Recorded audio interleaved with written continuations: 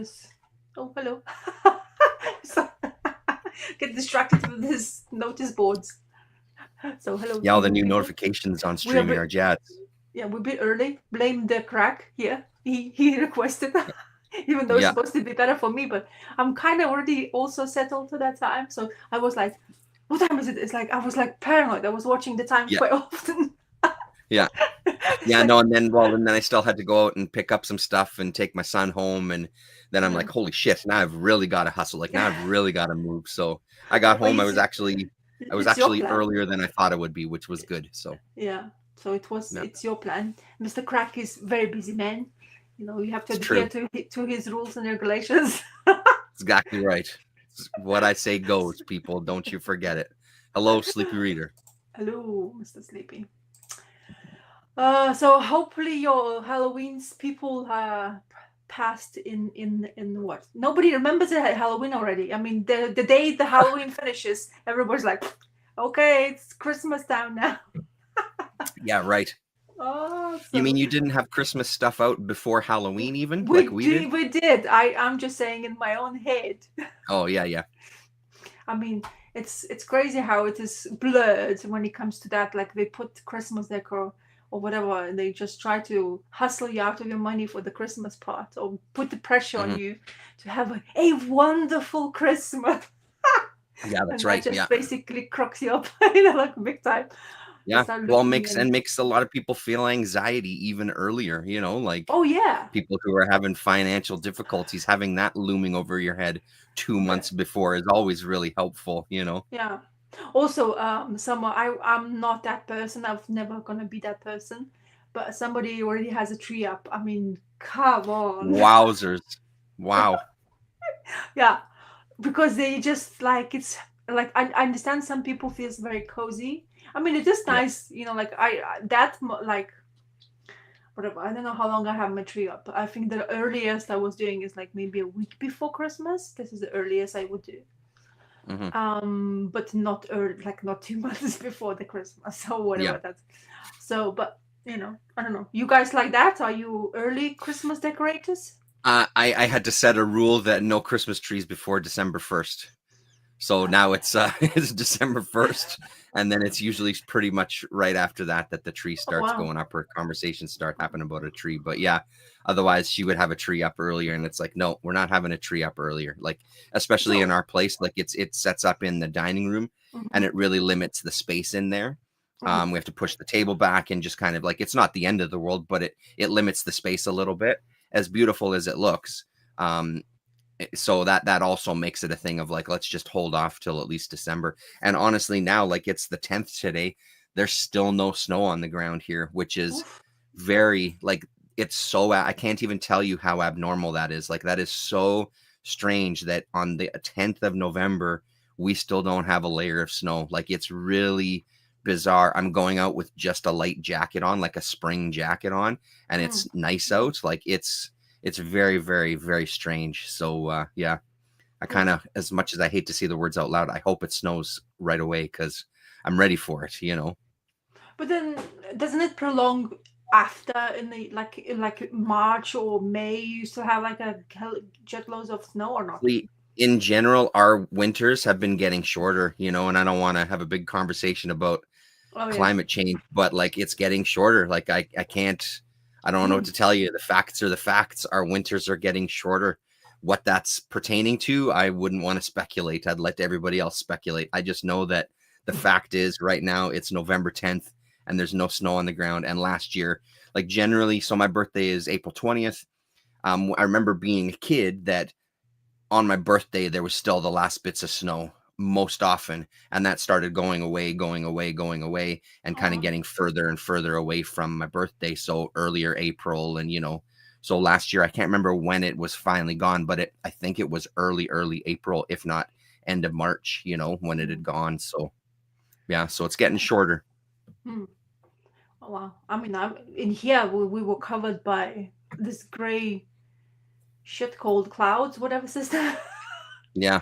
and it's just complete like you don't know where's the morning or is the evening or it's like it's such a depressive start.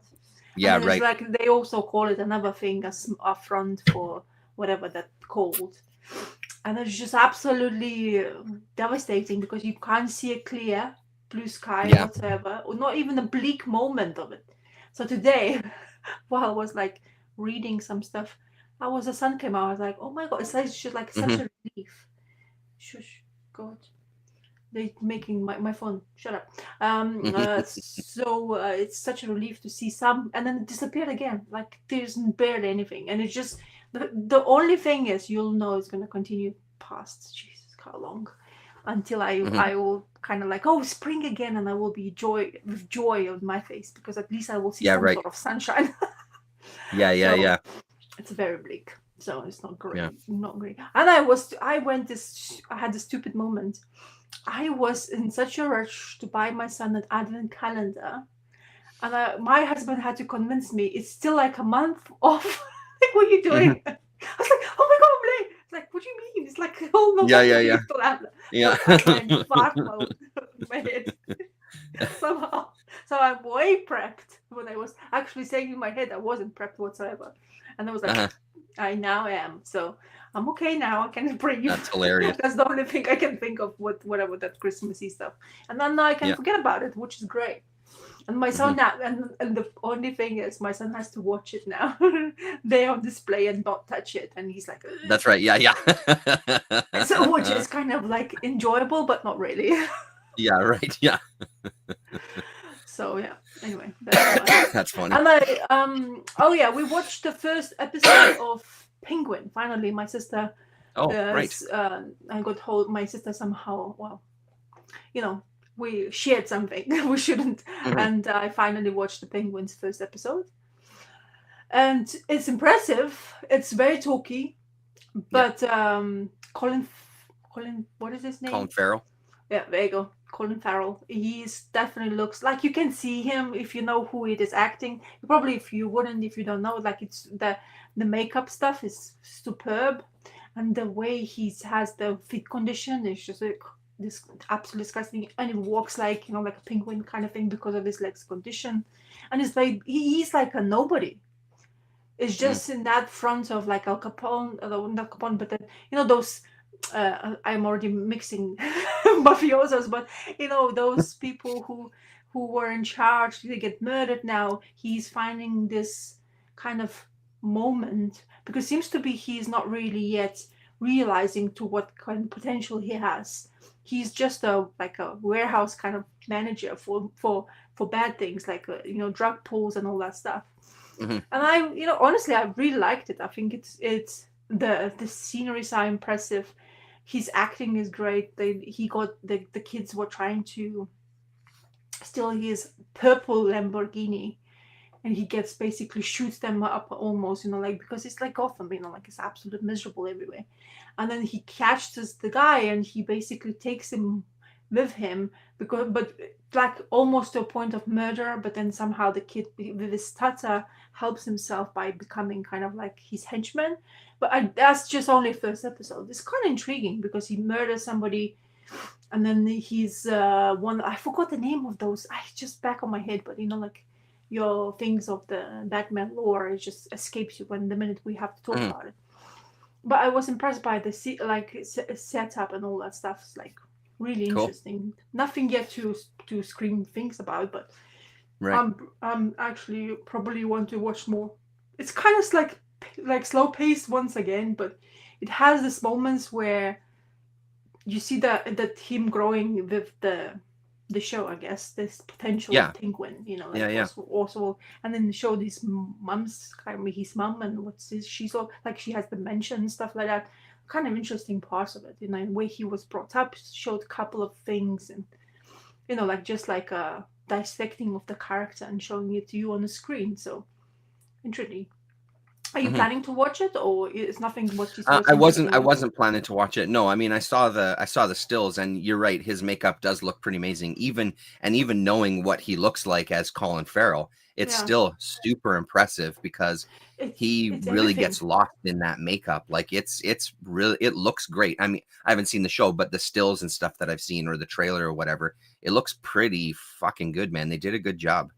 And you like when his persona when he walks, like that, like when he gets winded because he's, he's not walking properly, because his feet Mm-hmm. he has a feet condition, and you can clearly see he's huffing and puffing, and like it's probably not the easiest thing to wear. I presume it's because Right. it's a full on, not only his head, but it's like his body is His quite body big, as well. Yeah. so he has to carry quite a few kilos in there. So Hmm. and did you see that trailer of those creature thingies? Remember? Oh no, Creature Commandos or whatever. Yeah, yeah. Yeah, no, I didn't see it. You did tell me about it. I didn't actually watch a trailer or anything though. It looks So good. I liked it. That's why I mentioned it to you. I was like, Yeah, oh, yeah, that's quite intriguing. It's an animated Warner Bros. Thing, which it's one of my favorite things anyway. But I liked yeah. it because it's off the cuff. It's not like like it's a Suicide Squad with off the, like, creatures which are like Frankenstein's wife is one of them. Mm, She's gonna be one of like the hmm. creatures, and then so it's not really the ones you can kind of like remember in the lore of DC. Hmm. And the only one you have is the woman in charge. What's her name? I always forget. Yeah, I'm not sure. Amanda Waller. Oh, Amanda with me, I Waller. Okay, always, yeah, yeah, yeah. yeah. So she is the one who's gonna be, of course, like in charge, and the woman who is doing the voice is Viola Davis. Okay. Do you know Viola Davis, the actress? Probably the name sounds familiar, but I can't picture her. No. She's Murder She Wrote, I think, TV show where she's Oh a yeah. lawyer. A lawyer, so she's the main person there, and that show is actually quite cool because of her. I mean, she has Hmm. so much credit as an actor. So seeing her voice is anywhere, like I like in general, I think I'm a big fan of hers as an actor. So Hmm. really cool. So Yeah, that's very I'm cool. I'm intrigued just to know what's there will be. Yeah, yeah, yeah. And I you? mean, some of that stuff is really good. Some of the animated stuff is really good. So it's Yeah, always worth giving a try. I feel like I've been tapped out of it for so long though. So, yeah. but You yeah. probably did not have time to do any watching, did you? We did some watching last night actually. Oh, They were watching. My wife and daughter were watching. They're watching Beverly Hills 90210 together, and I oh. can't fucking stand that show for one bit. And I'm like, hey, I don't want to sit in the basement by myself. Can we, after this episode, can we watch something together that I can at least semi tolerate? So we started watching the Agatha Harkness show. Oh wow, We okay. watched like 6 episodes of it, Poof. and then I was Wow, you the went first episode. I binge. was really regretting making that call because it's fucking horrible, and her face. I have a really hard time with. Like. Let me preface all of this with saying, I understand that Hollywood is a shitty place for women actors, especially. I totally understand that, and I totally understand that there's pressure put on them to make themselves look youthful and things. I totally get all that. But then having to see someone with clearly doing this all the time with their lips because their lips aren't real, it really drives me crazy. I can't watch it because it's like you look like a fucking weirdo. Why are you doing that with your mouth? What is wrong with you? Like it's really her performance was really just irritating because it wasn't like it was funny.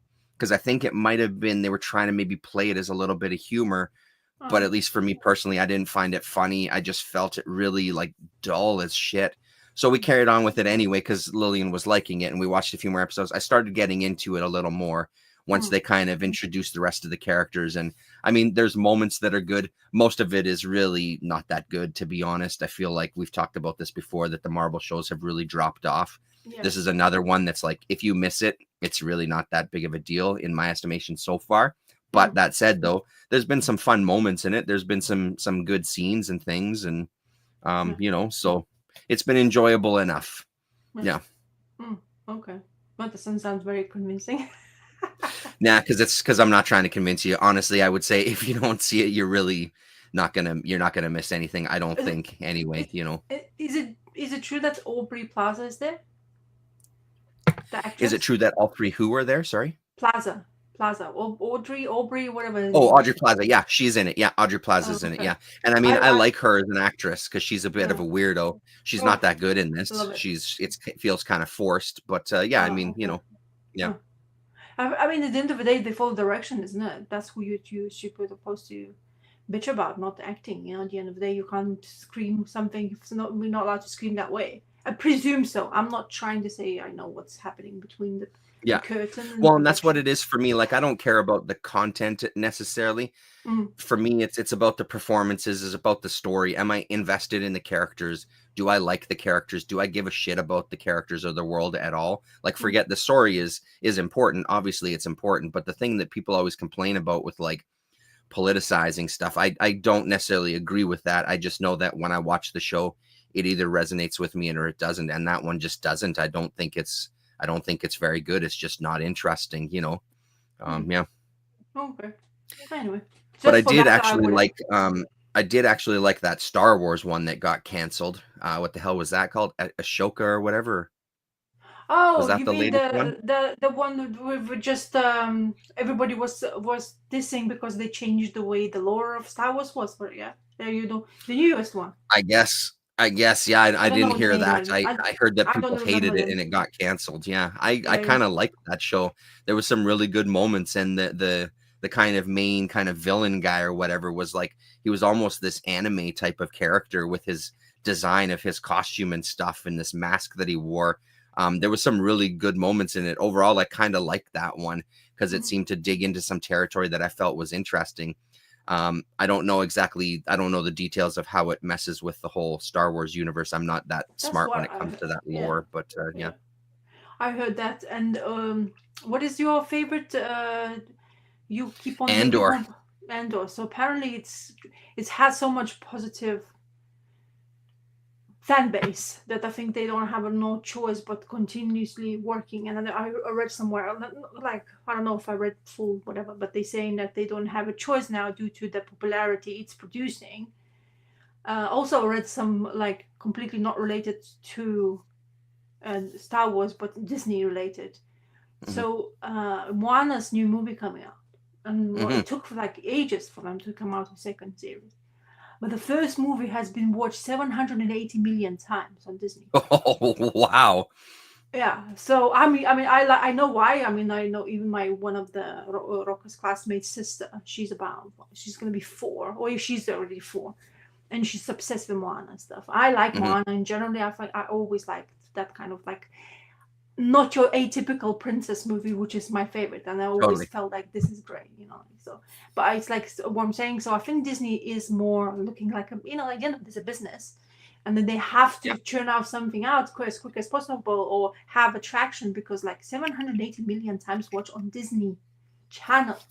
I'm not talking when Yeah. it was released. They're saying when it actually came out on Disney Channel availability. Yeah. Streaming. Right. So imagine the popularity of that. So I think that's what they're looking at. I mean, a lot of Marvel stuff, I don't think they're tracking much. Like Hmm. people keep on saying, "Oh, we're bored of superheroes," but at the end of the day, if you're churning out so many of it, you get lost in translation because, like it always, we get pounded by information. We don't know which one to siphon through it and what to enjoy And it's or just give a it chance. is too much after a while, right? Like Yeah, it's like yeah, the mainstream loves yeah. doing that kind of thing. Like, hey, this is a hit. Here's a million more things that are exactly like that. And it's like, motherfucker, we don't maybe needed 5, but like Yeah, give us a break exactly. because it just they don't understand that they just end up killing it themselves, right? But again, like you Yeah, just said, I totally agree with it.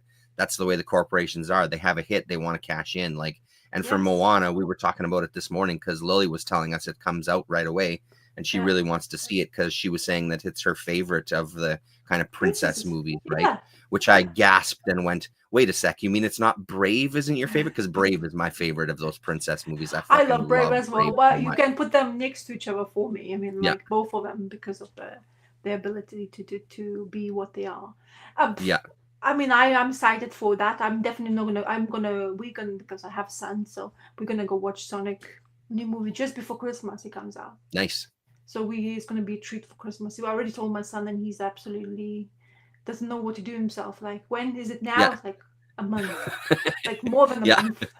Sorry. Yeah, right. It's like, I said just before Christmas. Why Can don't you you get just it? Just why don't you just before. wrap all his presents and put him in a room and say don't touch them as well? So I think I'm he's got gonna. the advent I calendar think that he I am. can't touch, a movie that he can't see yet. Here's a bunch of presents. Don't look at them. Here's what's your favorite food. I'm gonna make it, put it on a table, don't touch it. I think I'm heading that route, isn't it? Yeah, right. Tease the Just sensibility. torment So your poor oblivious. son. He's sitting there vibrating, just so excited about everything, and poor kid.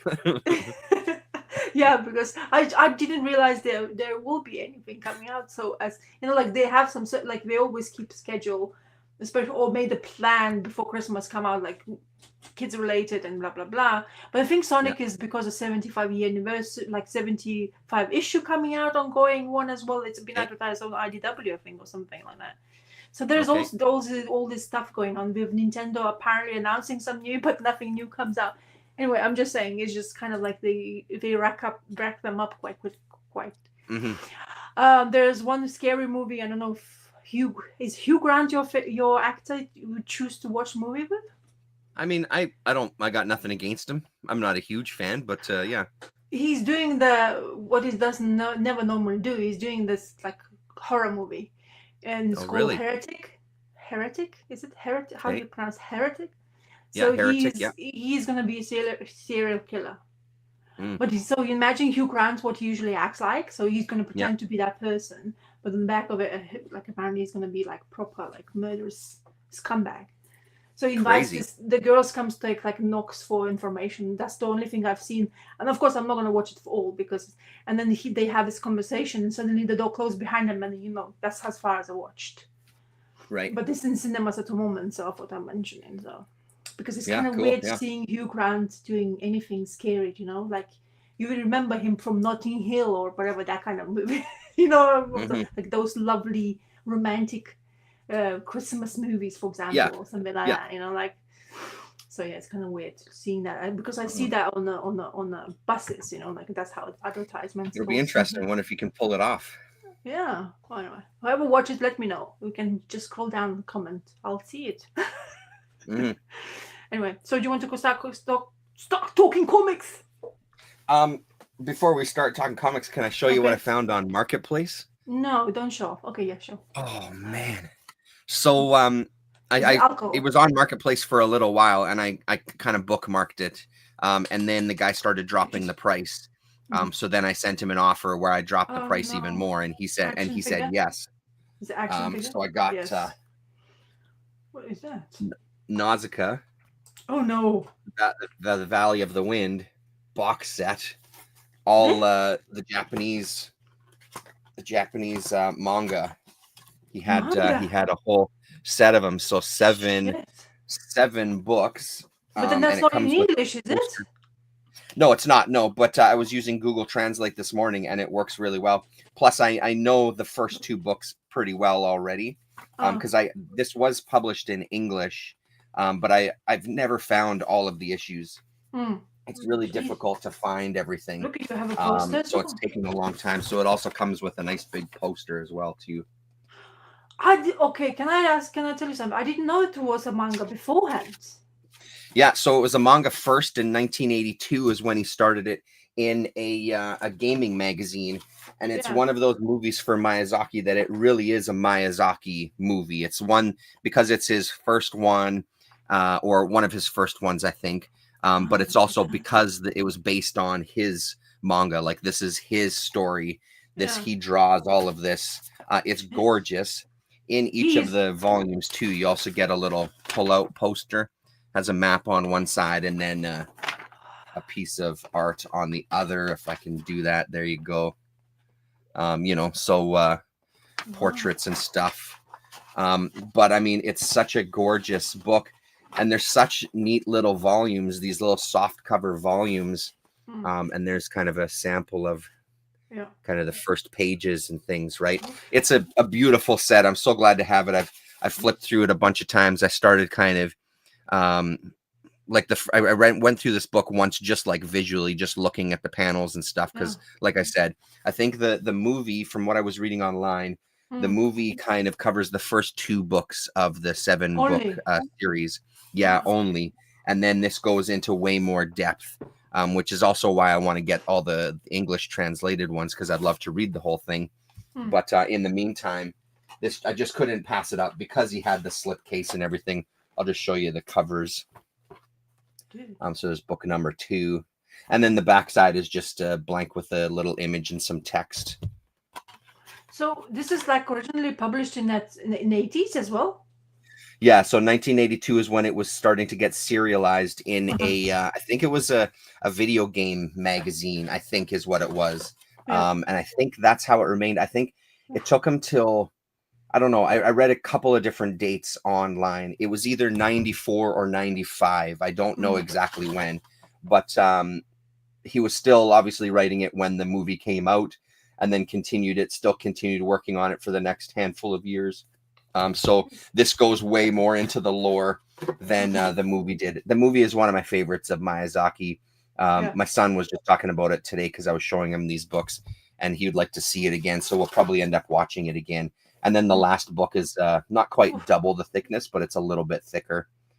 So yeah, super thrilled to get it. And, you know, like I said, even though it's Japanese, it's still great to be able to flip through this stuff. Like the paper quality is kind of a little bit nicer newsprint, but it is basically newsprint. Yeah, it's a beauty. Really glad I got it. Cool, man. That looks like not something you'll see often, eh? Well, and that was the thing. Because I end up looking on Marketplace almost every day, just kind of browsing. And the stuff that I browse on, just like anything nowadays, it remembers the kind of stuff that you're looking at. So then sometimes on your front page when you sign into Marketplace, it'll show you some things. And that's where this popped up a few weeks ago. And I kind of favorited it and just decided to keep an eye on it. Because at first he was asking about $80 for it. And that was just too much, where I'm like, I mean, as interesting as it is, I don't know if I want to pay $80 for it. And then once he started going down in price, then I kind of offered him $10 less than he was even asking for. And he said yes, because I guess it had been on long enough and he just wanted it to move. So interesting, man. Marketplace is a great place, man. It's which Marketplace are you talking about then? Up on there. I mean, there's a lot of shit that pops up on there as well too, obviously, but there's a lot of good stuff. You find a lot of good stuff there. What Marketplace are you talking about now? First, on Facebook, part of Facebook, Facebook Marketplace. I hate Facebook. I remember last time I wasn't Facebook, to be honest, because I don't. I don't like your Marketplace is the only thing probably intriguing enough. But then I remember once, after maybe we had the conversation, some randomly I decided that I wanted to do it. I went in there and all this other bullshit came out. I was like, nope, that's why I left to switch it off. Well, and I have my Facebook account is set to private, I think still. I don't really follow anybody on Facebook. Nobody really follows me other than like family. So I only use it for the comic groups and Marketplace. That's all I use Facebook for. I don't read people's timelines. I don't spend any time in there. I'm not interested. I'm there for kind of those two things only, you know. Talk to other comic nerds in town and see what kind of deals are out there and see if I can score something sweet on Marketplace. But other than that, I don't care about Facebook really at all. Are you drinking soju by any chance? No, sake as my lovely pink bottle, my favorite bottle. That's the one. So they had it. It's hard to find these days. So I saw it at my local liquor store and I ended up buying 4 bottles of it. One that I used for cooking because this week I made ramen. And for the for one of the sauces, you have to use sake. So I decided to use my good quality sake for cooking. I am having a soju. Oh, what kind? Clear peach soju. Have you had it before? No. My husband said, like, I feel like something like, you know, like a drink, you know, like, and I was like, and then at the beginning, we were having this discussion of having some, you know, random bullshit, you know, like you usually have. And I saw this soju, and I was like, oh, Korean. I like Korean kitchen generally. Alcohol, Asian alcohol is something I don't really delve into. So it's like nice, like looks like water. Definitely, definitely not water. Yeah, you wouldn't want the kid to have, but it's not as strong. I don't know how much is your sake is usually. Sakes are quite strong, no? This one is 12.5%. Oh, so I'm stronger. 13, eh? Yeah. But Yeah, this I is like soju. They have it at our liquor store too. I've had it a bunch of times, they're like also a good. red apple one thing. I think Yeah. I had a strawberry one once, but yeah, it was good. Peach is extremely clean flavor, which is I absolutely Yeah, like. hey. It doesn't have that, like some sweet alcoholic beverages usually have that weird aftertaste. Hmm. And it just like lingers in your mouth and it doesn't feel nice. This is it Yeah, feels right. pleasant. So Cool. cheers to you. I need to Cheers. warm up some. It's like always cold. Mm. I'm not down like you are because I'm not an animal. That's right. Yes. When I went out today, I had to go pick up some stuff for our dinner tonight because we're Yeah. having hot pot, and I found So it's fancy. upstairs getting cleaned. I found a sake dispenser, like the classic kind of like little bottle kind of thing. So I got one of those. I was hoping to get some like nice sake glasses, but they didn't have anything, so I'm just using shot glasses like I normally do. We found these, so they are perfect Yeah, for like that's a nice little glass. I like yeah. it. So this is that charity finds. That's the best place I find it. So like whatever. What do you call in Canada, Canadian land, those Um, kind of places. I mean, This Salvation Army, yeah thrift yeah. stores, yeah, Thrift thrift stores. stores. There you go. You call it Yeah, thrift store. yeah. Yeah, so this is the places we usually go to get something because they're Yeah. outrageously expensive and they're brand new. It's just like absolutely ridiculous. So was like probably less than a pound for one glass. It's like Mm, okay, that's fine. And then you hmm. go into the like where it's brand new stuff and it's like £5 a pop. It's like excuse me. It's like Yeah. no. So used is not Yeah, always when I bad. get stuff like this, we have a local Asian grocery store called Lucky's, and Mhm. it's a fantastic place. It's so goddamn good, and that's where I got the sake bottle today. And when same thing, like they sell bowls and all sorts of cutlery and cookware and things, and it's dirt cheap there. It's all really cheap, which is good. Not as cheap as if you'd find it in a thrift store, but not as expensive as other grocery stores where they sell appliances and I things. So like I like buying stuff like that, especially because they break. You see, that's yeah, the whole point. Like it's break. If you find something like used and it's still in a hell of a lot good condition, why not? Because at the end of the yeah, day, if you exactly. break it, you won't say, and your Yeah. world is shattered, literally. Yeah, exactly. Yeah, right. Anyway, start with comics. You start. Shall you start? I mean, should we just go right into the Oh, the ones ones that we we've have. both read? Oh, Turtle, you go with the bank straight away, eh? I mean, I do you have think a it was a bang? no. Yeah, either Your do your I. your cover is better than mine, I think. They Mine had is three red. different covers. They were all the same price, I think. So I grabbed this one. It just was the Mm. one that was most appealing. No other reason. My opinion, out of so far three of them, this is the Yep. best when it comes Ah, to the interesting. story. No, I mean Interesting. the information the story provides. Yep. It's much more like now we know that they are gonna band together, that Hmm. there is some sort of cohesion in the storylines. Now Hmm. we kind of even mentioned previous two stories, which is great. And also I found this Cliff Chang art much Yeah. more appealing. It's of course he's using his colors that he's been favoring in since Wonder Woman. I think that's when his name kind of Yeah, really it's popped it's a out real of Cliff the Gang palette for sure. Yeah. yeah, and then he went to Paper Girls, and he's kind of like smells like that kind of all the time. So Hmm. and also I can tell you one thing: it felt like the comic you're supposed to have, like from previous. So the first one, Jolie Jones, I really liked, but I didn't like the coloring. It made the comic off for me. The second one, I didn't like. Raphael Albuquerque's art felt rushed in the second one, whereas Cliff Chang felt like Turtle book you kind of wanted to have as well. I think he Hmm. would be okay. The only thing I kind of was like disappointed by, he didn't really do any fight scenes, which is what Turtle kind of really needs. He need, like Hmm. just one jumping in the air. Like there's this moment where have taking his swords like this one, like he's about to be bamboozled by everyone. 10 seconds later, everybody's on the ground. And Hmm. I get it. It makes the plot line work and the comic book work, but it feels like as a ninja thing, you have to have at least one panel where there's actual Yeah. scene happening of he bamboozling them, rather than just Yeah. having as a what comic can do really well and help you in that moment if you pick them right, where the fight scenes really not necessary because you can still tell a story, right?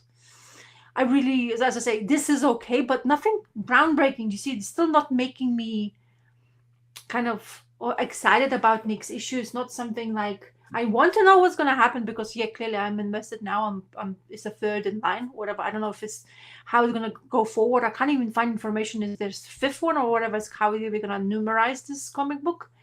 But in generally, I think, like I said, now I'm talking more than you do. But I feel like it's a bit more like a turtle comic book and with a storyline which you can actually understand where they're going to. So it seems to be the underlying senses I have from this book that the clan of Hamato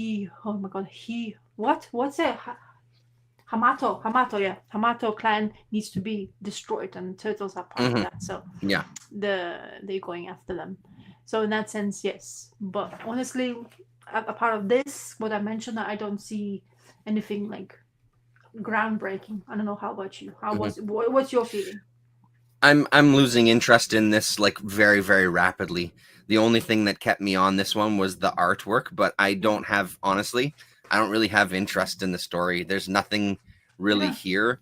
I'm curious to see, like you, I'm invested now, so I'm going to get the 4th issue. Yeah, but honestly, I don't really care that much. No. Like it's fun enough, I guess. I think that 2nd issue really kind of put the brakes on because unlike you, like the 1st issue was my favorite. This one was fine. There's nothing wrong with this one. The 2nd issue is definitely my least favorite out of the 3. But honestly, overall, I don't see any. I'm just not interested. It just doesn't seem to be. I don't know, and I put that off to me not having read it for so long, like with the newer stuff. So I wonder if there's stuff that I'm missing just in as much of like the build up and all these other things, right? It's just not interesting. I don't really find it a good story. I'm a little disappointed in Jason Aaron at this point, to be honest, because I thought it would be something else, and I'm just I'm not that interested. So I'm going to pick up issue 4. But I mean, issue 4 has really got to knock my socks off for me to want to go any further, because I figure I'd give it the 4 issues because that's apparently what it was going to be. One book for each of the brothers, and then it was going to go wherever it goes from there. So I mean, I'm going to give it that 4th issue to see how this beginning intro arc ties everything together. But I just don't really have any interest in it. Yeah, I think it's which is a bummer. I don't think it's going really well for them, to be honest. Yeah, did this thing to making people be, I don't know. I don't really hear much. I used to hear quite a lot of excitement about turtle books. Lately, I don't hear it much at all. For me, it's also like I don't have much of the like. It seems like I don't know what they're not writing good enough story for us to be after what's happened. There is also quite intriguing part that they're really bickering against each other, like proper fighting. I didn't feel like that 150th issue had that kind of part. They were parting their ways. They already knew that they're going to part their ways because they were just wanting something of themselves, to find something what they've been longing for without having the brothers. And here it seems to be they're already bickering for some reason.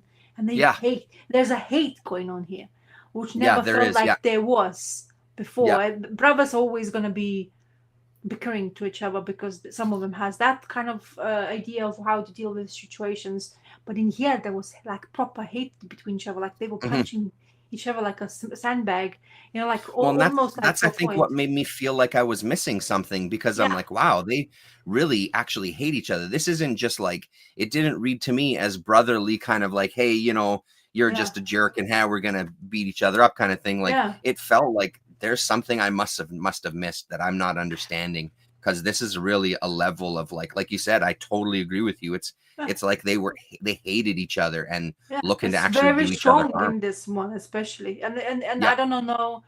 I honestly have never had. I mean, there was bickering. That's the thing, between them. But there always was. Had something what they kind of hold them up as 4 brothers. Yeah, and now it seems to be there's really something bad had happened. And they like really don't want to even have a sight of each other, which is kind of interesting, because they feel like one of them feels like it's completely being left aside from other brothers. Like that's how it may like feels like it. But I, as I say, I don't even understand. And I've been reading those ongoing series prior to finish, and I Mhm. never felt like they would have had that kind of like complete and utter destruction from what they were before. Like like having such so hate for each other. I never felt like that. So Yeah. not my favorite thing Yeah, out of it. it's too bad, man. It's disappointing because I mean, I think we were both looking forward to it. Yeah, Um, yeah, yeah.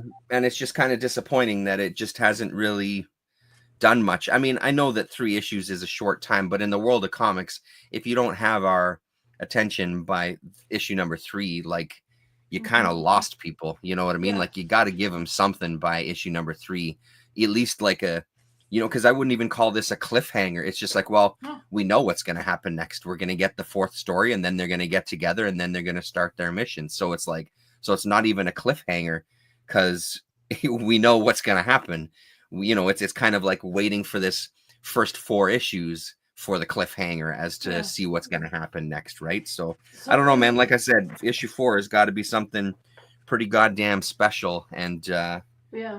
and really mind blowing for me to want to stick with it any further than that. So Yeah, exactly. I looked at the editors because I had the rumor saying that the editor changed, and there is a new person next to Jamie as Rich, because Jamie as Rich is that for a long time in the IDW when since he left I think DC, and Maggie Howell is the new additional person and the mm-hmm. editor. So I'm not sure if that's what's causing some sort of like shift on it. I mean, I'm just Yeah, not could be.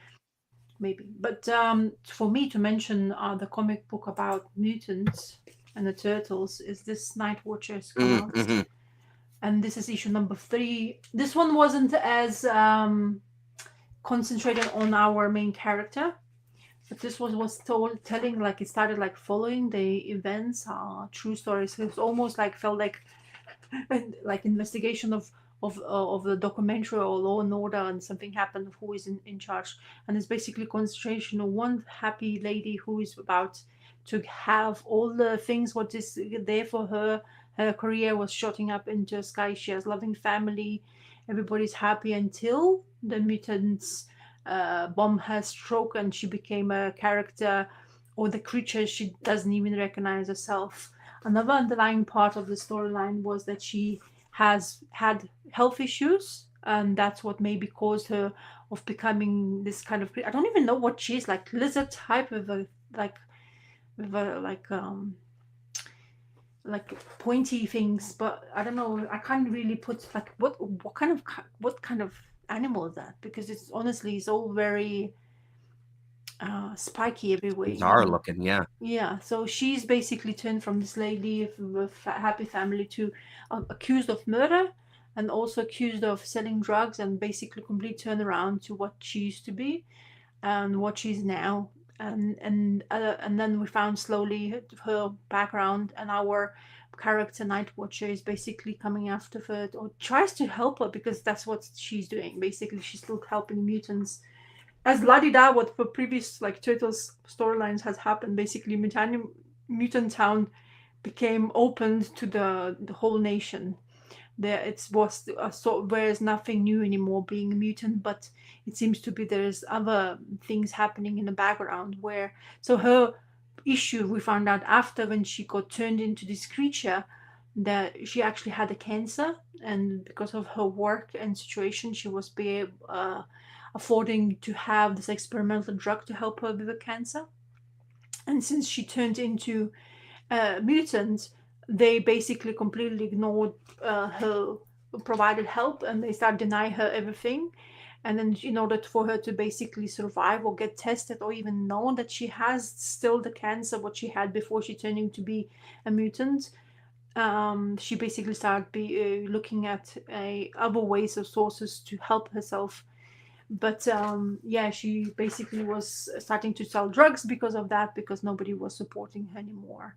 She lost all the family, she lost all the health care, and no other ways to help yourself is to go basically rogue and become an enemy of a and starts become a robber, or like a drug seller and something like that. So it's quite intriguing, and it's basically a story about her and how Nightwatch is basically trying to help, and basically she hides the way, but she pretends to be dead because police force has been after her, and then she's basically running from the forces by pretending to kill herself. And after that, she's basically going to this island, and I think that's where the story will be going further, boy, more maybe, or it's just another thing they will touch on the other stories, you know, the other comic book they have coming out as well, to mutant related. So I'm enjoying this. This is still my. This is what I. It feels very much like the turtle book I had before, just having Mhm. to concentrate on Night Watcher character, and she is still going really well with all that. You know, like even though she has to hide between the armor and she's doing this unknown things because she doesn't. Turtles has left her completely. You know, like she was not even given a chance to kind of like she couldn't follow them. You know, like there was no choice of following. It seems to be, she was just left in this mutant town to fend for herself, and the only thing she knew what how to do is to protect people. And the armor, gaining the armor, was helping her to continue doing that kind of thing because the turtles weren't anymore a presence anymore. They were because they everybody knows that they, you know, like they're completely leaving everybody behind and they pursuing their own happiness kind of thing. So Mhm.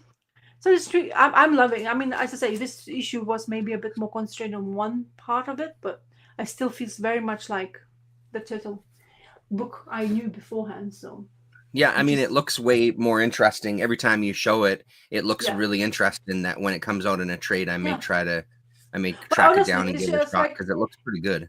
it's just it's like it go, you know, like this is a story about this person and it continuously, it's like there's no complications of it. They There's more intriguing to see why, maybe their underlying why she wants to kind of like help her escape the justice, because at the end of the day she used to be all about the justice of the turtles, because you know if you do something wrong you're supposed to, but now there's another problem they're facing is they don't have anything to support them when you become a mutant. So like left almost like a person in the streets, you know, like fend for yourself and nobody else cares, you know, like it's just because it's your problem it doesn't mean it's our problem, which is Hmm. almost to a point of what's happening lately to in the real Yeah, world. right. Yeah, So yeah, I don't know. But as I say, as a reading part it feels great to right. have that part of my kind of collecting. So I think if that other one goes away until something miraculously happens, I probably will be, this is will be my main title to where I'm gonna fall up for, because I still Hmm. like it.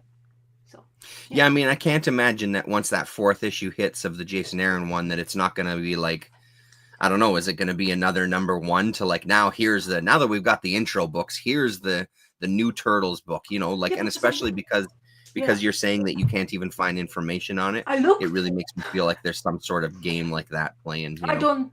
I do. The only thing I don't have is previews. Right. But I know Colin Blanchard does videos when on the previews, but he only chooses what he's reading to show to you or what Yeah, I his don't know if visuals are he's able ever to talked show. about Turtle stuff. Yeah. I don't think he does, but yeah. So I don't do previews. So I'm not really sure. But I never know what's in advance. Some of it, if Yeah. I follow the creators, I like. I usually find out that they put products are coming out. But Hmm. usually like I even like went to previews to see the next turtle book, and I have not even seen when is it come out, number 4, to because you can scroll some couple of weeks ahead, I guess, to find out the Hmm. schedule. I guess like maybe I can even ask my comic book guy to tell me, but I'm not sure. Sometimes Yeah. he doesn't understand the system lately, so Hmm. wait, anyway, we'll see. Okay, your turn. So one that's now finished, Oh, it's as finished. Zatanna. Yeah, this is it. This is the final issue. Oh boy. It says the end at the end. Now, I mean, what that means for the character, I guess it depends on how well the book sold. Um, Very unsatisfactory ending as far as the story goes. They Oh. dealt with the father figure in her memories. It felt like it was like a page and a half, and I'm like, so the build Yeah. up was for this, and now everything is done. So that was kind of a letdown. But I mean, like I've said with every single issue, I'm not really reading this for the story. I'm reading this because the art is gorgeous, and Mm. this one kind of keeps up that level. Like the high quality art in this entire book Mm. has really been unbelievable. It's really been gorgeous. I really, really hope that this continues. They sort of leave things open at the end. Mm-hmm. Um, yeah, I mean, I'm gonna spoil the end, so it's not a big spoiler. Trust me, it's really not a big spoiler. It's not a thing that I think would be a surprise to anybody. But Yeah. it does leave it open to possibility of doing some more, because on the final page we get Oh, this oh, Batman and Wonder Woman coming to see Zatanna. Now that you have this magic, have you thought about oh. joining up with us? Do you want to have a conversation? And she's like, you know what? Are you finally ready to have a conversation about the Justice League? And then she Yeah. says, I think I am. But then it says the end over there. So we'll see where this goes afterwards. Zatanna shows how far an artist can carry a book. Absolutely. I agree. Like, if there was different art on this, I wouldn't have been reading this. It's purely because of the art and the Yeah. coloring. And it really just it's really incredible. He's done such a good job with this whole book. It's so much fun. Like, I could see myself going through it again, just sitting and reading it. She kind of sees her father at one point, and in this kind of alternate reality kind of thing. So that's this memory of her father and stuff, right? Of Zatara or whatever. And these panels, it reminds me something that might have taken place in like a Doom Patrol book or something back in the day, this kind of abstract art kind of character, residence kind of character, so it's such a fun book. Honestly, I would strongly recommend it, even though the story isn't really that exciting. I would honestly really recommend this when it comes out. It's well worth your time. It's a lot of fun to flip page to page, and it's been really great in a single issue format because the covers have been really spectacular, and just kind of that weight and a reminder, opening page to page. Like, it really, anytime I picked up an issue, it stands out from the rest of the books that I'm reading, because it's really this kind of, I don't know, it's kind of this bright, fun, colorful mix into kind of the other comics that I'm reading, especially when you have a week where it's a lot of bleak comics like Sacrificers and things. Then you get Zatanna, and it's kind of a nice little change to everything else that you're reading. The biggest chunk of reading I've done this week is because, oh my goodness, what I'm doing. Pick up just one thing left. As I got hold of these. Oh yeah. It's that compact, another compact thing I wanted to have. So this is the Harley Quinn and Gotham City Sirens were one thing I always wanted to read. And it's the writer of Paul Dini that we all know. Terrence knows Paul Dini as well, so I like his writing. But to my surprise, I don't know why I didn't know, but Guillaume March is the main artist in this whole, well, not whole of it. There's like right. coming and going of stuff, but he is basically the biggest chunk of the issues. So this collects Cool. first 13 issues of the Gotham City Sirens. And throughout when the time I got hold of, I don't know how long it took me. I took my time at the beginning, but then I got into it. So and it broke on me. So I batted it a bit much, to be honest. I wanted to basically stress this whatever thick compact edition thing to see how good the quality of binding is, and it didn't survive my bending. It seems to be because it has. I mean, I kind of like pushed it back, but it's separated already. The glued part, but it's sewn. Shitty. So it's sewn, but it's not glued. Yeah. So the pages will keep together, but the main cover is probably going to separate it again. But because it actually surprised me because it can go flat. Oh, nice. Because it unglued itself, so went flat. So actually, I didn't have any cover. Got a loss, but then if you're doing that, you will have your problem with the main cover. Like there's quite a big separation here, as you can clearly see. Yeah, it's huge. Yeah. But for me, like for the main price of this is $10 or 14 Canadian dollars. So it's not really a heartbreaking thing to do, especially on that caliber. I wanted material. I wanted to know what it is, and the reading wasn't as small, and it didn't feel like it's like this because the way that they formatted on panel selections, so it's not as small as Batman's, for example, the compact edition. So the panels weren't feeling like it's too small for you to me to see. It actually felt really good. It felt really like it was made for this, to be honest. because maybe I don't know. The way I was reading it, I never felt like strained by not seeing some panel parts and stuff like that.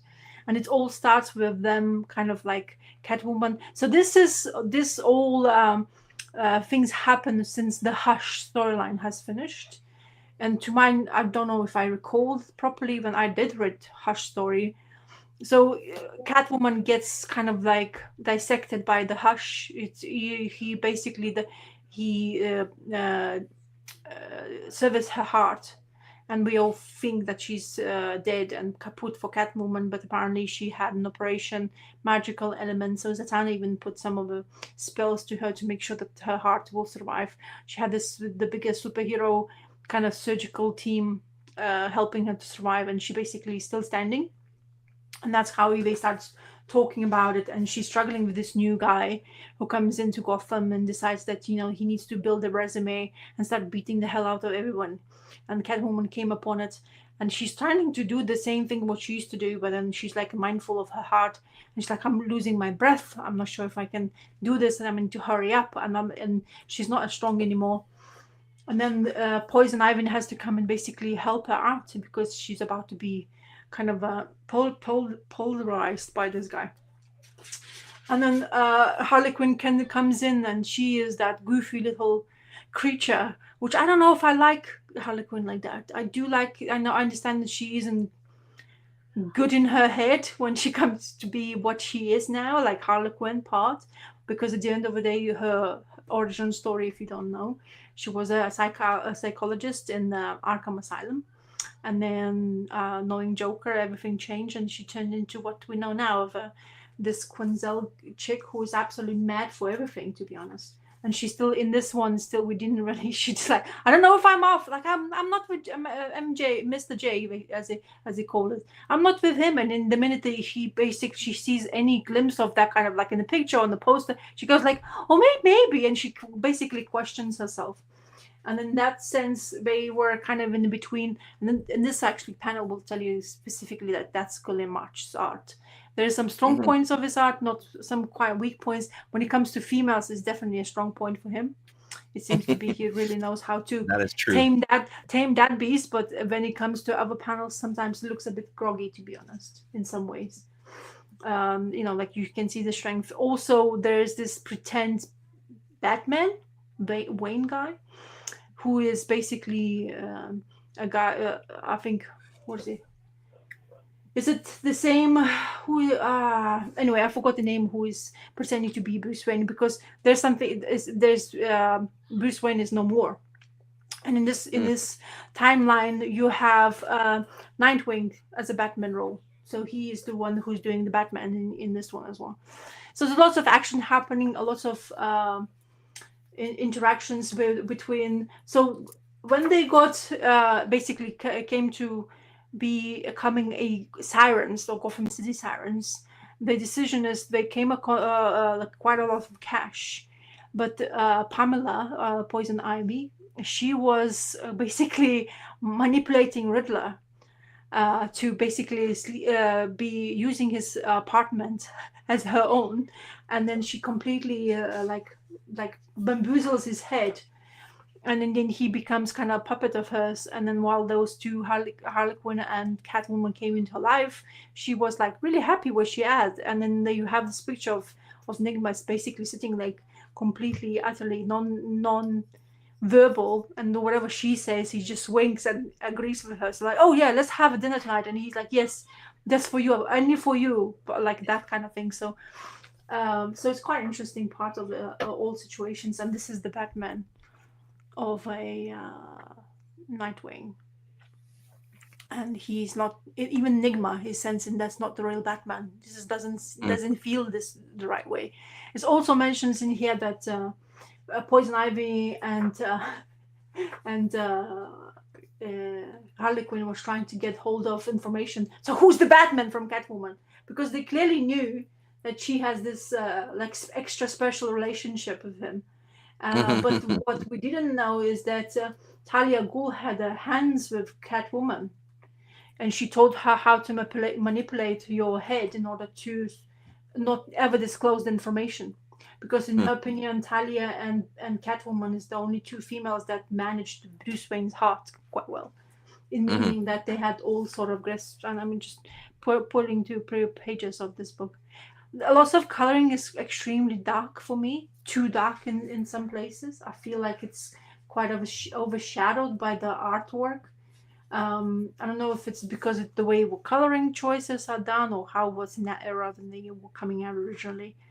But a lot of things happening here is actually quite entertaining to read. There's lots of background information which I kind of or misunderstood in some way, so to clarify a little bit more like about the characters themselves, how that both they were like how they came to be in asylum. Some of the characters like Pamela and Poison Ivy's background, how much she doesn't care about the like life in the city, but then how she wanted to like she has to have that in order for her survival to be the way she wants to, like she feels free enough to do so. And they all try to be a good guys. Even Enigma wasn't Enigma anymore. He was just a guy, a detective. Like he was a private detective in order to basically become a bit good at two shoes.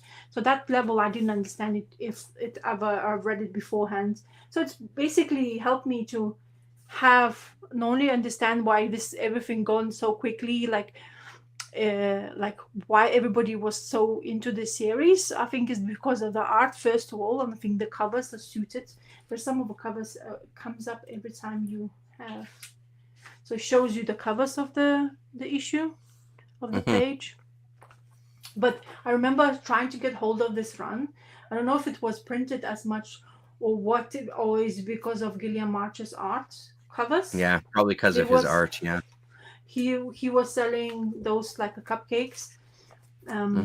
So I was never able to get hold of the series. So this is a perfect way. I'm not sure how many it was in actual run because they say first 13 issues. So I presume there was more than that. But and I wonder what kind of like schedule this DC Comics even have in order for them to produce the whole series in this format. But honestly, I'm actually I'm pleased that they start doing this kind of stuff. It really does get rid of the idea of you needing to like struggle to find the stories, because the lots of like these kind of stories, if it gets printed out in the hardcover edition, they get sold out quite quickly. I think this is one of the most popular covers he's done. I've seen it. Yeah, it totally is. Yeah. So it's one of the nice looking ones. I'm just trying to look for more covers to show. The Joker is not a Joker in here. It's actually about this dude who used to be a sidekick, and he was like, oh, this is the thing I chose for because I really like the way it looks. He had a sidekick, yeah, and then he was pretending to be a Joker because he wanted to get rid of the Harlequin. It's one of the stories in here. And she's like, what you talking about? It's like, yeah, but like you took my, like we got jailed and I was the only thing that Joker was caring about. This is another cover. And now he was so pissed off he came back, and the only way he was seeing to get back to the Joker and being his sidekick again is by killing Harlequin. And he of course didn't succeed. And it's lots of like it's good stories, honestly. I was thinking how much I will have attention for this. But I like one storyline I really liked where Poison Ivy almost got murdered. So apparently Poison Ivy is like a plant. Well, the way it's explained here, she was like, if you don't give her sunlight, water, she will perish. She basically dry out like the twig. And the only way for her survival is possible is if she just touches one thing green. Because she's like almost like says the same, like, oh, she almost like speak like almost like the Swamp Thing, to be honest. She has that power of the green in novel cover. So she has like absolute, like, like if you have a plant in your house, she basically, the plant can tell the whole story about you to her if she wants to. It's like all your dirty secrets will be told by the plant. Kind of interesting. Which is quite intriguing because she's talking to this Jim Gordon.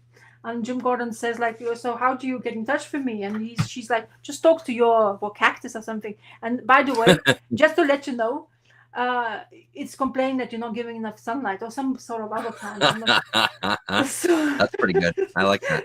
So yeah, it's close to moments. Oh, this is the story of that sidekick guy who's attacking Harley Quinn, and he's basically on the rampage for her to kill her because he used to be this number one side thing for Mr. Joker, and she's like, but why? Mr. J. Yeah, Mr. J, exactly. So I like this. I knew I wanted to have a lot of information of those, the Gotham City Sirens, and I honestly thoroughly enjoyed this. I'm looking for his name, but I'm not. Of course, I can't find it. Mhm. They did really well about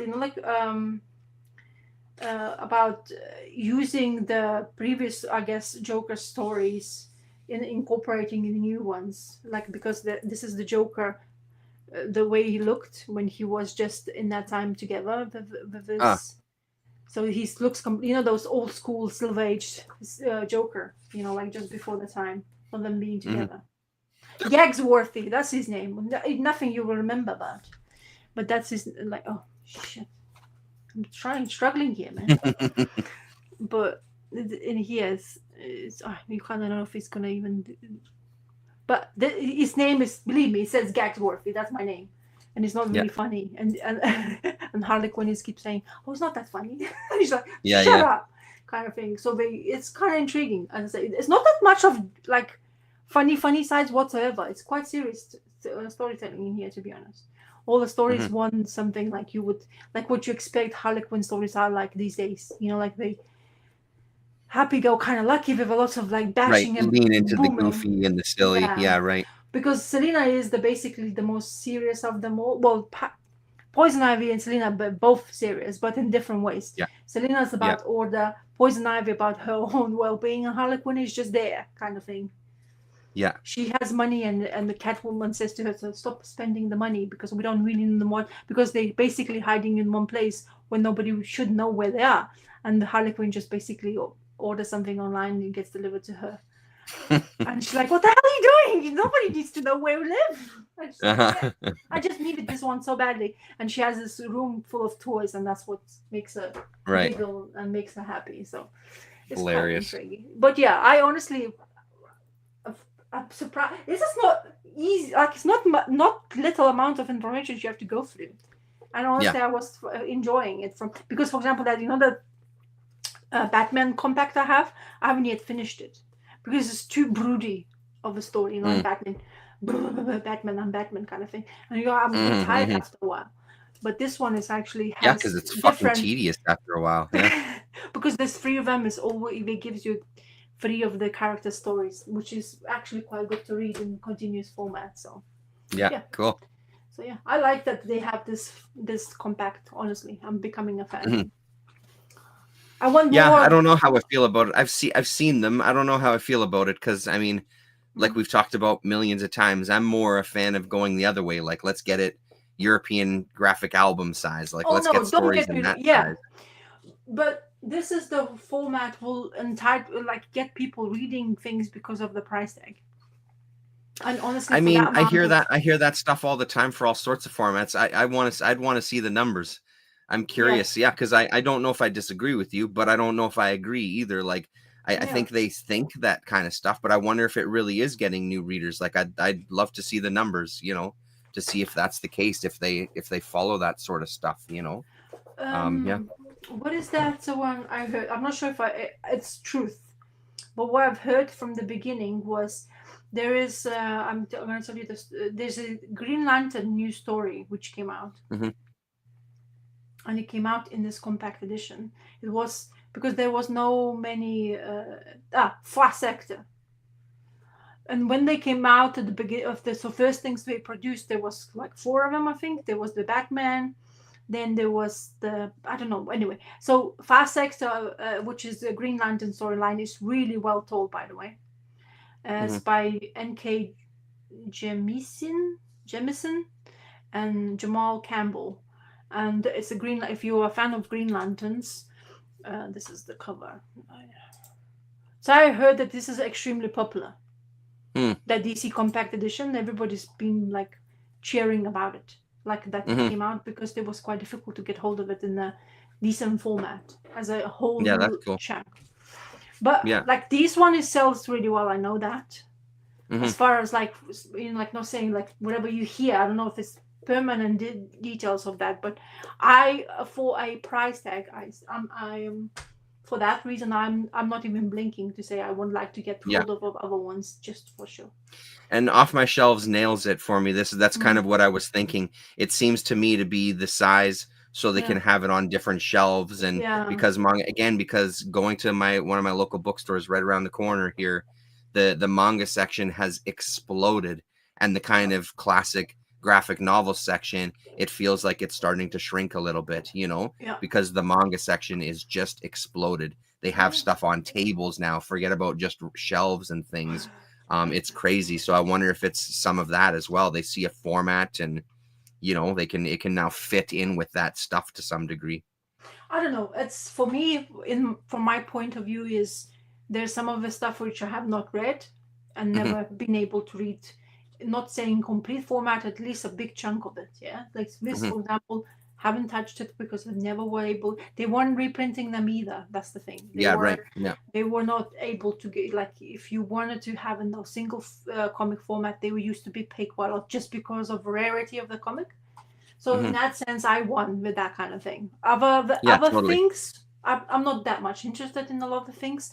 All Star Superman is probably would be, but then I like the art so much, I wouldn't like that to be in bigger format, Mhm. because the artwork inside is absolutely splendid and the storyline is also great. Like Batman stuff, because there's so much Batman stuff, I honestly don't mind being in a kind of small format. It means if I can read it, if the curiosity will be done for me, I'll be okay with it. There's if they would venture into a magic world, that's where my interest would peak straight away. Because there's Mhm. lots of it which is out of print. It's very difficult because they haven't been printing a long time. And if that will comes in that format, like Zatanna parts, like for example, all that magical elements, or if they would go that route, they would have custom of me as well. Yeah, yeah, Yeah, no, for sure. And also, it is a good point about like some of the series that it opens up the stuff you can reprint, because it's obviously going to be cheaper than yeah, doing like a hardcover where you might yeah. not sell a ton of a certain storyline or something. So it's, well, here's a little cheaper format where we can at least make some money and then offer it to people to kind of read, because there is a market for it. It's just not a huge market. So yeah, it's an interesting point for sure. Yeah. But yeah, as I say, if they will go that route of, they will expand it more than just your Batman and all that kind of like Hmm. things, then of course you probably will have people's interest. Like sometimes it's very difficult get into that because there's nothing you can buy it, like trade paperbacks. Some of like things like off the cuff characters are not available for you. When they were releasing those trade paperbacks, that's when it ended. It never was reprinted or ever thought about printing that out.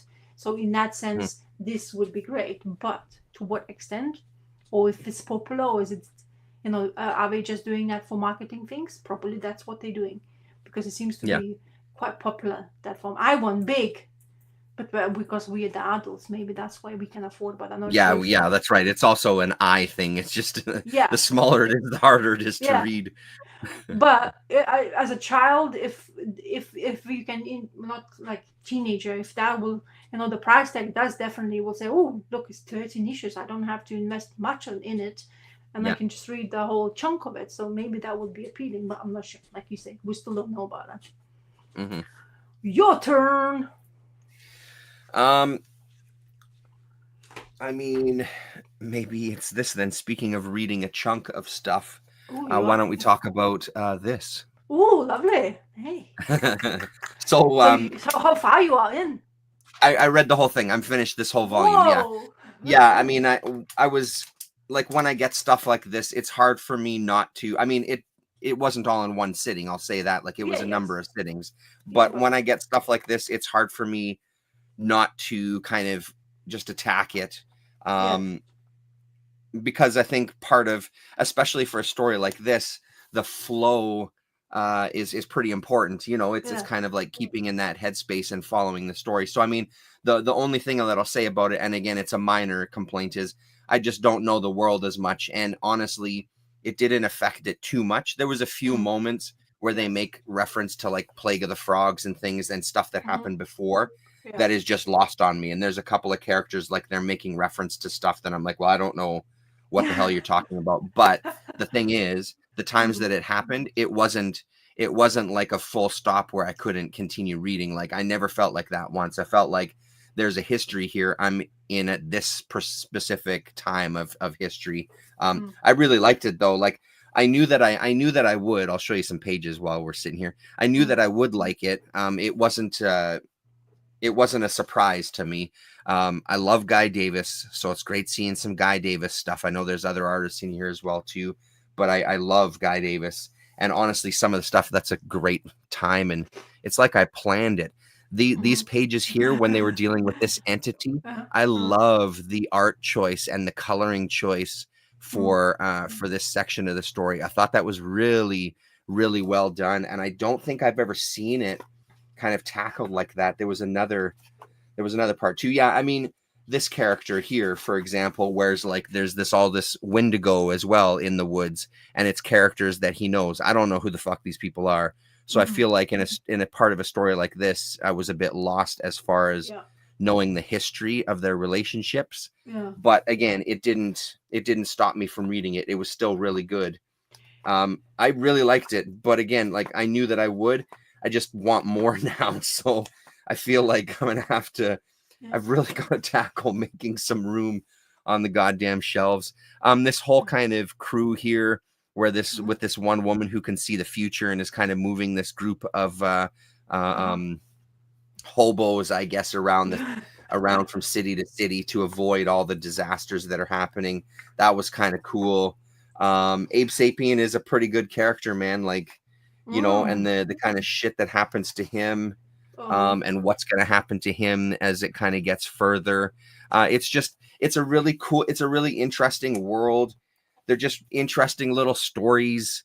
And it just kind of has monsters in it and stuff. It's really not, it's kind of a no-brainer, you know, it's kind of a no-brainer as far as it's just fucking enjoyable. It's just a really solid, fun read, you know? Well, the thing is, I agree with all of my show. Saying I loved how this one very easy to read, very but honestly I know that you know the missing part. So when I started collecting comic books in single formats, so Hellboy stuff, I started with Hell on Earth because they were so into it, and I was like, okay, I don't want to miss out anymore, I want to just get a hold of the sum of it. So when I started with that, and it just felt so miserable, and I always keep on hearing about them talking about the Plague of Frogs, and honestly I would love you to start reading Plague of Frogs. Due reason, there's a lot of that little details you're not getting in this one would make the story a bit like even bigger than what it was. Yeah. Because that Plague of Frogs sets up all of this. It's basically a stepping, like a one pebble move, and everything, like the chest, everything is going for it. And that Hell on Earth is basically culmination of all bad decisions, good decisions, whatever happens throughout the storylines, and it just goes bad. And that's why no wonder it's called Hell on Earth, because it's just going to continue being Hell on Earth even more. And then you think what this came, and probably I don't know how many issues this collects, do you know? But anyway, it's just it says it collects a number of trades. Yeah. So it doesn't actually give you the issues because it's an omnibus or whatever, but it says it collects BPRD Hell on Earth volumes 1 to 3. Yeah. The BPRD Hell on Earth Seattle Ashcan and BPRD An Unmarked Grave from Dark Horse Presents. So it's got the first 3 volumes of Hell on Earth. So the first 3 trades basically. Yeah. So I don't know exactly how, I mean, you know, like they had really weird numbering in that stuff anyway in Hellboy universe. But I honestly, like, I absolutely loved the Plague of Frogs. And then I was reading, so I was reading Hell on Earth on a continuous fashion, but then in between that, I was reading the Plagues of Frogs. And while the questions in my head were coming in from Hell on Earth, Plague of Frogs, like basically I answered all of it. Like, okay, it makes more sense now. And why they call it Plague of Frogs is also why Ape Sapien is an integral part of it, because if you have read Ape Sapien, like there's a couple of omnibuses, or there's like 30 odd issues. There's, in I my see. Yeah, opinion, yeah. Best way to go is the BPRD Omnibus volumes 1 to 10. Yeah, yeah. So and the yeah, so thing, this is Hell on Earth #1, and it's yeah. 390 pages is what's in here, plus a whole bunch of extras of sketchbook stuff and all sorts of things. Yeah, I mean, it's a good idea. It's just like ultimately, I know that I'm gonna like the universe. I have books that aren't on shelves that are literally sitting Yeah. on the floor and sitting on top of Apple boxes. I almost said comic boxes up here. So I don't have room on the shelves for the books that I do have, and I don't have anything anymore. Like I recently went around and looked to see if there's anything I can get rid of. I'm at a point where the stuff that's on my shelves, there's nothing that I want to get rid of. So Oh I boy. don't have space. So I know that I'm going to love it. Like I don't doubt it for 1 second. It's Yeah. just that I don't have space to put stuff and I don't have room to put up more shelves. You know what I mean? I was thinking of maybe one more shelf here to divide the room even more. But I just don't have room because then there's boxes that are here. Well, where are those boxes going to go? Like I'm basically going to create myself like an aisle here of just surround. I'm going to walk into a library aisle, which might not be so bad to be honest, but it's going to take a bit of rethinking because I just don't have room. Do I you don't have room. do you think your library would have that, like a I'm beginning sure of, they would. Yeah, I'm sure they would. because I feel like it's popular enough. That's not a bad idea. Yeah. I mean, if you enjoying that, I think like what we basically trying to say is you would definitely want to go further down that route and Yeah. actually get to dwell into that world because it's very addictive.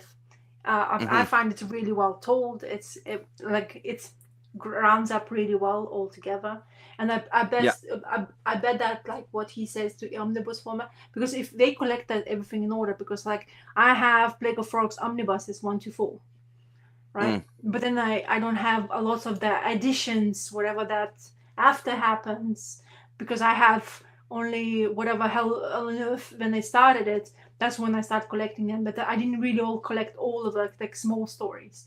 Whereas this format, like they collect everything and they put in one thing. Yeah, yeah. Oh, okay. Okay, they rebranded them. Okay. I see. So it's To easier to keep confuse Ape track. Sapien, Confuse things. there's Ape 3. Sapien has been 3 standalone omnibuses. Yeah. Yeah, wow. Yeah, and I mean and that's kind of what I got out of it, right? Like it's such good storytelling. It's easy to get into the world. The characters are pretty cool. I fucking love Guy Davis so goddamn much. It's ridiculous. Like it's just so easy to get into. It's really simple. It's a no-brainer. Like there was nothing holding me back going from page to page. Like it really is that easy to just jump in anywhere, right? So it's one of those kind of books. Yeah. I read. Yeah, I'm glad I found it. Like it was the one I just can't find. When I go out and see stuff, it's always like 2. I never see a #1. So to find it discounted, like it was $10 when I found it, right? Like it was dirt goddamn cheap. It was impossible to say no to for $10 because you just don't see it out there anywhere, or I don't anyway. But that's how it gets you, isn't it? You find the first one totally. for so goddamn cheap, and then you like try to do the same thing, and it never comes out in the right price tag you want to pay. It happens so many times when I'm trying to get into some sort of thing, and you find, oh, finally I found it from the beginning. Now I'm gonna get into it, and you go into it, and it's like, oh, I have to like wait a second. Which way do I go now? Yeah, because you can't find the whole thing in one. I mean, because they keep on like they're like this one rebrands, reprints, because they don't do hardcovers anymore of that. They used to produce those hardcovers, and they're beautiful to look at on your shelf. And because they all wore in uniform because Dark Horse is producing it. So, but now they do the omnibuses, and they don't do omnibuses in hardcover anymore. Also, they do it in the softcover format, like you have the PRT one. Yeah. Anyway, it's kind of, and then you get hold of that Hellboy, that chunk oversized thing I have, which has only Hellboy things. And there's another world which is not fully completed in my I've never completely read it from get-go. So there's another world I just kind of like, do I have everything? Kind of bothers me at the end of the day. But I have like chunks and bits on all different kind of format of that universe, which is still fun. I mean, how long has he been doing Hellboy and stuff now? Like long. How long do you think it's been? Well, his first appearances came on that. What is that? Dark Horse Presents book, isn't it? I have no idea. I'm not really sure. And I think Like, it was was in that in like the late the 90s? Are we going back to the 80s. 90s? I think 80s? it's Really? eight. Yeah. I think it's 80s, if I am Yeah. correct. Maybe I'm not. 19. 30 Oh no, years. 1994 is what 94. off the shelves, off my Okay, so shelf I is was saying. like giving it to more older than that. Yeah, so 94. Like, imagine, I can just imagine, like, Hmm. imagine reading it for 30 years, like following it for 30 Ugh. years, you know, like Oddfellows thought Travis was doing with like Yeah. Hellblazer, you know what I mean? Like Yeah. being with these characters for 30 years of your life. Like, yeah, it's really, it's amazing to think of, you know, if you were one of those people that's been following it since day one. If I'm alright, if I'm correct, Travis is also a Hellboy fan, so he was I reading think quite a so. Yeah. lot. Yeah. So he was reading because I remember he's talking about Hell on Earth stuff. Clearly recall him talking about a lot of his stuff. But Mhm. I read Ape Sapien. Somehow I found it on eBay. Somebody was selling all of them, the whole run of Ape Sapien in single format, and I was reading Mhm. it. And honestly, and the person that's how I started to like even more of his art. Max Furama was in Ape Sapien, so his old Mhm. art is, and his brother's art is in that run, Ape Sapien. So they two Yes. then Yeah. worked a lot, and that's how I've been like really. Paul's deep since 2005. Nice. Yeah, Awesome. I absolutely love the Hellboy stuff. It's just the Mm. way it's written. It's written really easily for you to follow. He has Roger is still my favorite character, even though I love Eb Sapien. Hellboy is I like Hellboy, and Liz is my like because she's a female. Of course, I'm gonna put her on the shelf a bit higher than usually. But honestly, Roger is that Hununculum, whatever I can never pronounce. That thing created out of nothing, mud. It's Uh-huh. actually Jewish basically folklore, Mm. and was written in that Plague of Frogs so well, and then I know something happens to him. Yeah. Right. Yeah. Yeah. And honestly, I still think about it like shit. I want to read now because I Yeah. really Yeah. like the character. So yeah, Yeah. big fan. Oh, shall we talk?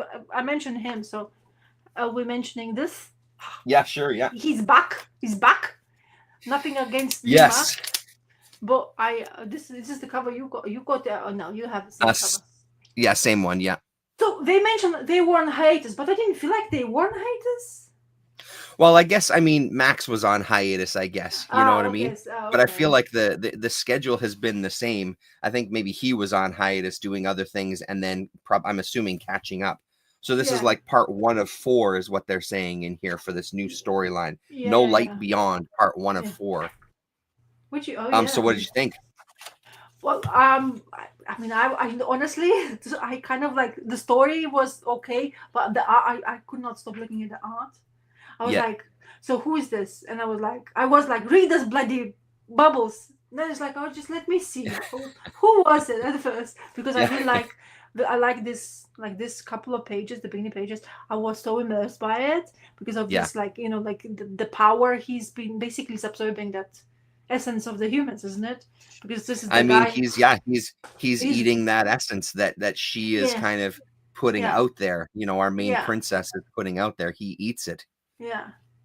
And then I was and then I also liked like this when we get introduced back to Pigeon coming back to kick some ass. He's fucking angry, dude. He's angry.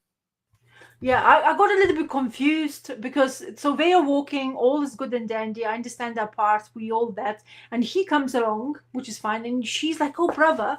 And then he's like, we jump somewhere to, like, while they were fighting, you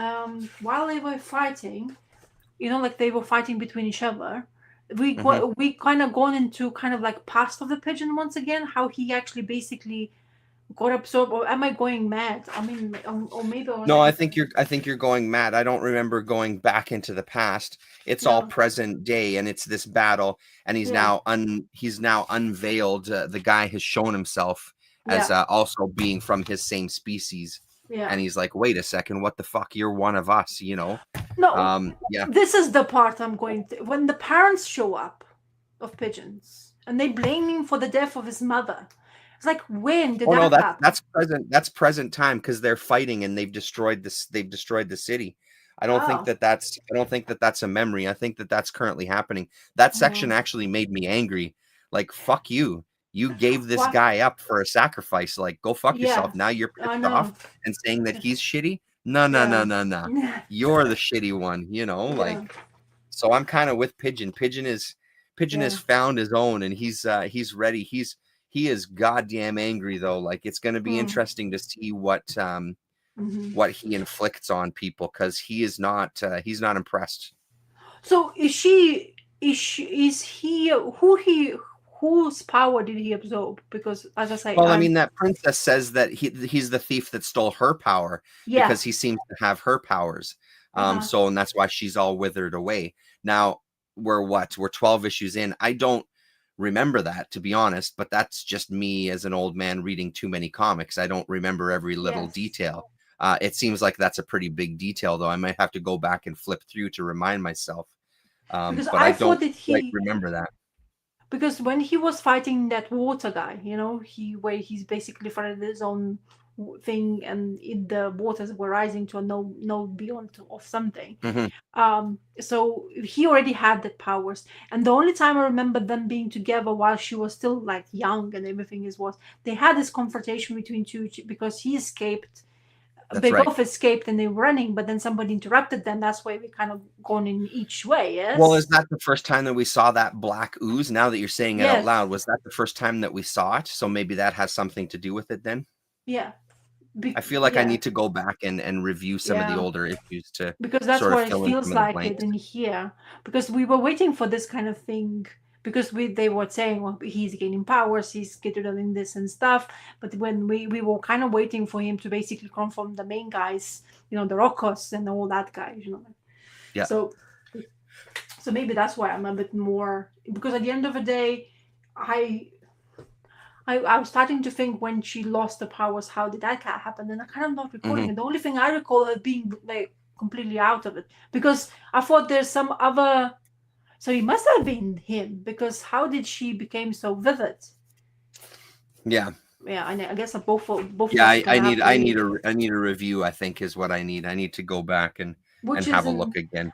I wish it would. So maybe then that's what it was like. Then they had this different artist. It just completely kind of ravaged my head by Yeah, I mean, information. they had that little transition period for sure, like in between stories, right? In Yeah. between arcs or whatever. But he is just like, oh my god, this is exactly why I want him back because Yeah.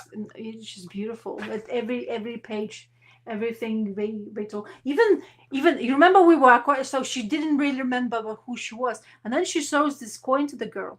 She's like, you know who Hmm. I am? Actually, I know who it is. Hmm. Like, like so. Anyway, I'm just surprised that nobody else recognizes her. That's the thing. It's like the Clark Kent Superman thing of like, he's just got glasses on, man. What the fuck? Like, all of a well, she sudden, what? does. I'm a different person now. You don't recognize me anymore. You're doing a stream with a stranger. Like, it's that sort of thing, right? It's that comic book kind of world of recognizability. Well, the thing is, she's supposed to be like almost. She looks like she's supposed to Sure, be but she's like still all got the gray. fucking moon on her face. Like, I know, right? That it's would be a clear as telltale day. It's sign. not like it's obscured. She's just pulled up a hood and has more Yeah. wrinkles. Maybe she just was supposed to have told like, "Are you related to her?" And like that's Yeah, what I would then think that people would question. But yeah, they yeah, completely kind of ignore her. yeah.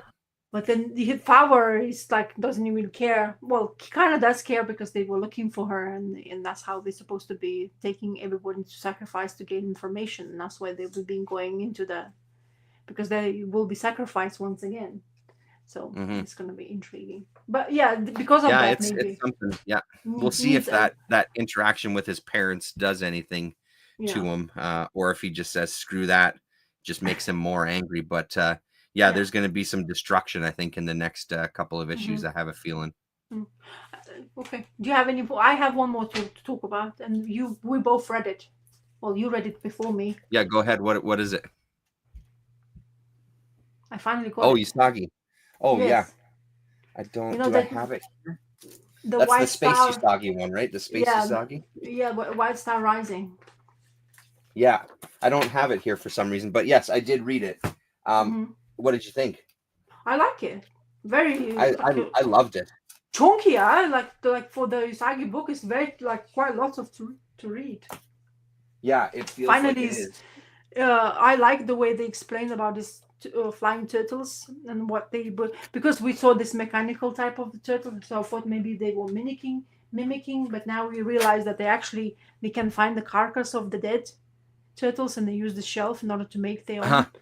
own Mhm. ships, which is what's intriguing Which part. is kind of like Nausicaa, where she finds like those creatures and uses Mhm. parts of their eyes for shields and things like that. And yeah, And then that character who is she gaining her mom's power, because I was thinking, oh my god, double. I mean, I remember this scenes very clearly because it's that basically continuation story from previous short story, one issue story about the same space people. So these panels are panel by panel the same from that issue, and I was like, am I reading the same thing? Am I just like being hoaxed? But then of course you flip the page, and it's a memory of this woman girl whose mother was killed because they were trying to get hold of that information, which they are trying to basically get the riches from the house they've been attacking, where Usagi is working for, and this is the daughter who has the same seems to be powers. She can read the minds, but she kind of interprets it as dreams at the moment.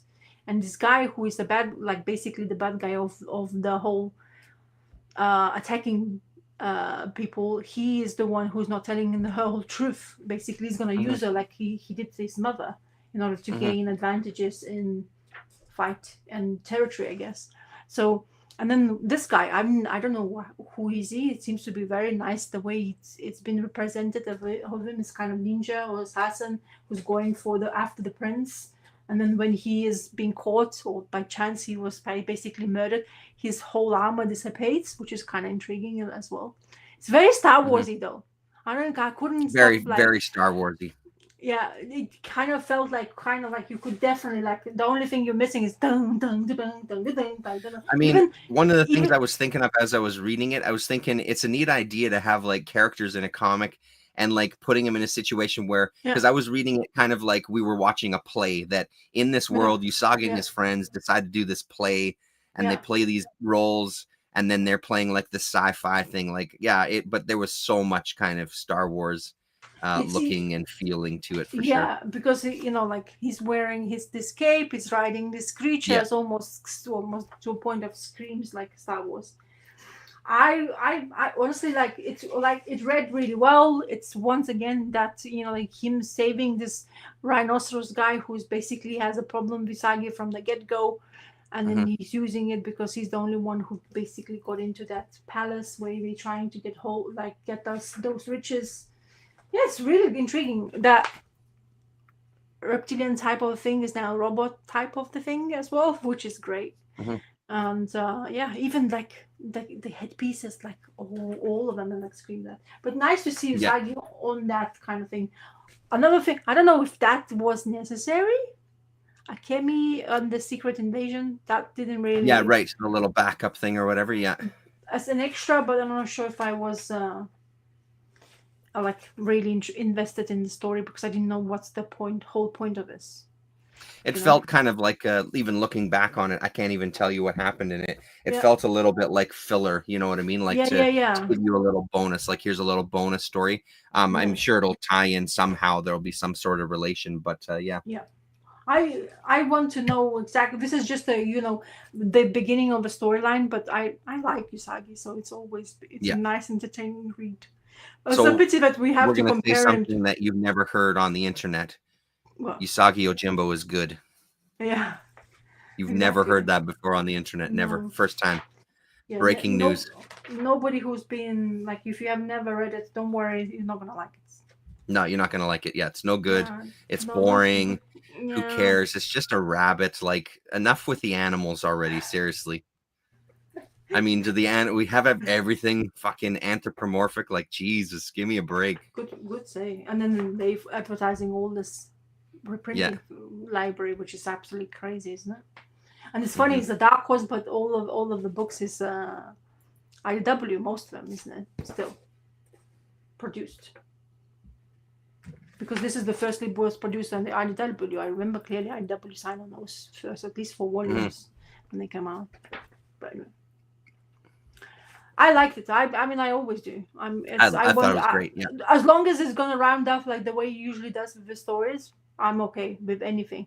It's even just expands more. It's almost the same thing what you read usually of Usagi's Jumbo, like having totally. this storyline going forward, and we just having that in space, and we're getting extra Just set information in about space instead. Yeah, how to build a turtle ship, right. and they like how why Now they we know for the future how to build a turtle ship. yeah, look, it's just like Star Trek. You go into the hangar, you use the Yeah, shell, you build all the stuff, and there you go. You have you're good. a mixing two Space worlds. turtles. Yeah, exactly. Yeah, But I hilarious. thoroughly enjoy it. So Yeah, no, it was really good. that's my reading for the week. You have I read a more. bunch more stuff, but I won't talk about too much more. Mm-hmm. Grommets. This was from last week, I think. So Number is it 5 of finished? 7. Oh, seven. We're getting close to the end here. A couple of more issues. This was great.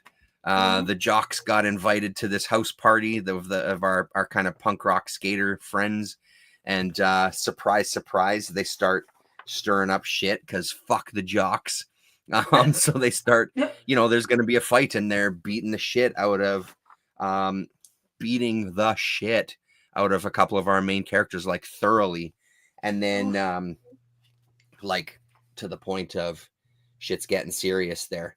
So it was a very intense issue, which isn't a surprise for Rick Remender. And then what does Rick say? Blah blah blah. What does he say?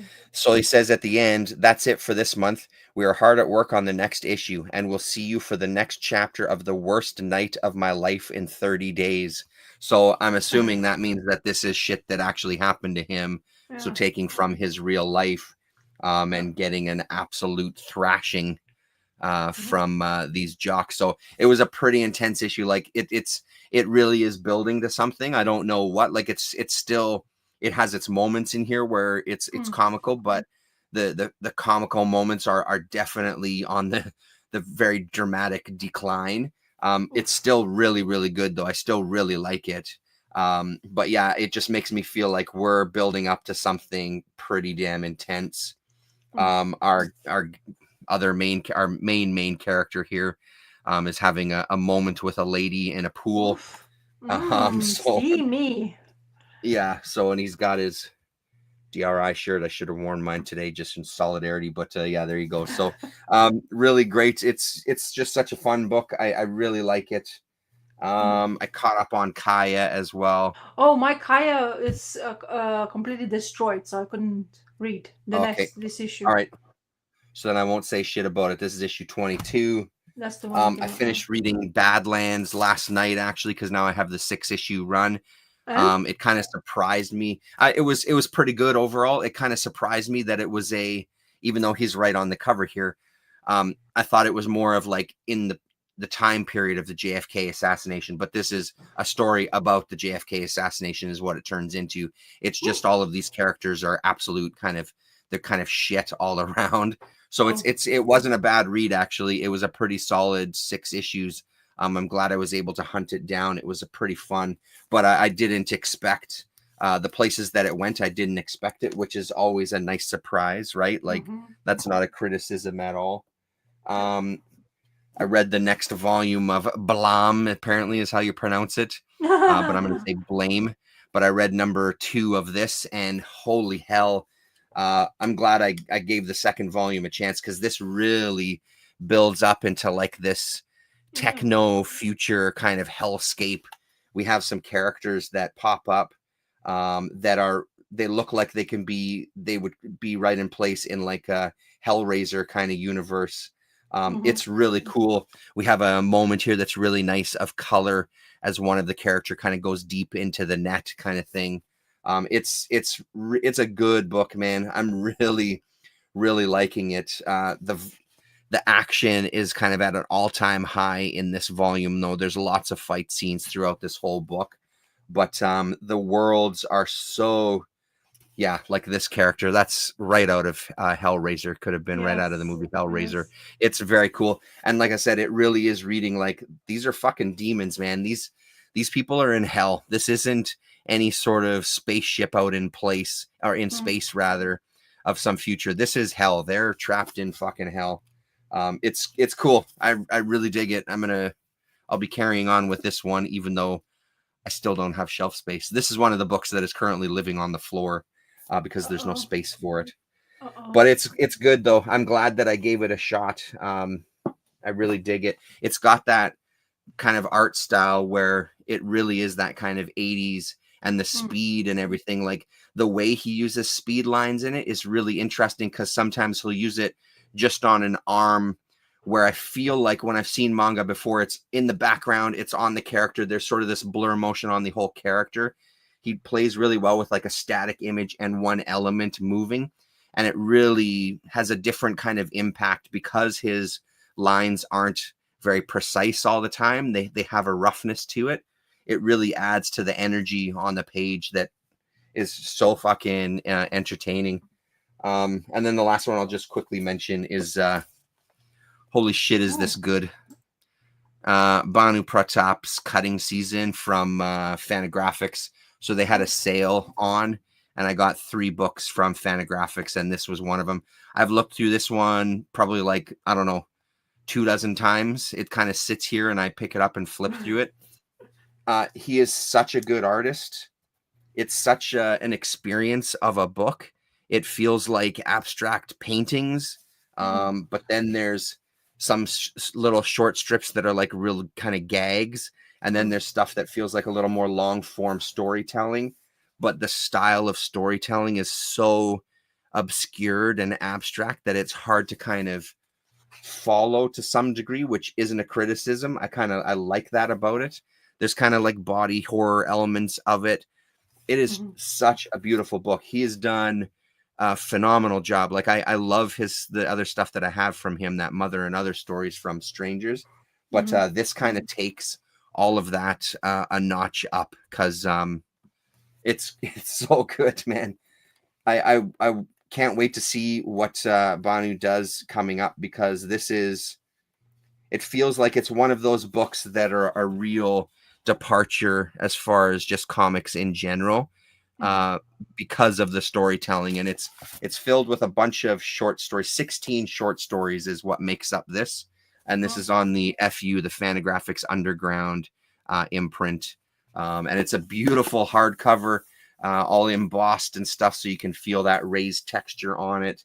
They've done a really, really nice job on presenting this. So that's going to probably be one of the better reads of the year. I have a feeling that'll make a list at the end of the year for me.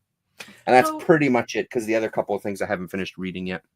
That's fun. What do you mean the Fantagraphics Underground? Is that the new way of having adult content? Is that what they're trying to do? Yeah, they have an imprint that's like underground. I can't remember what else has been on it. Is this other book Fantagraphics Underground? No, that isn't. But they've had a couple of titles on that imprint. The Will Sweeney book that I have, that I've talked about quite a while ago, that's on Fantagraphics Underground. This book, this Zigzag here, that was on Fantagraphics Underground. This is the other one that I ordered, this 1-800-GHOSTS, which is this is in a Treasury side bag, just so you can see how big it is. That's on Fantagraphics Underground.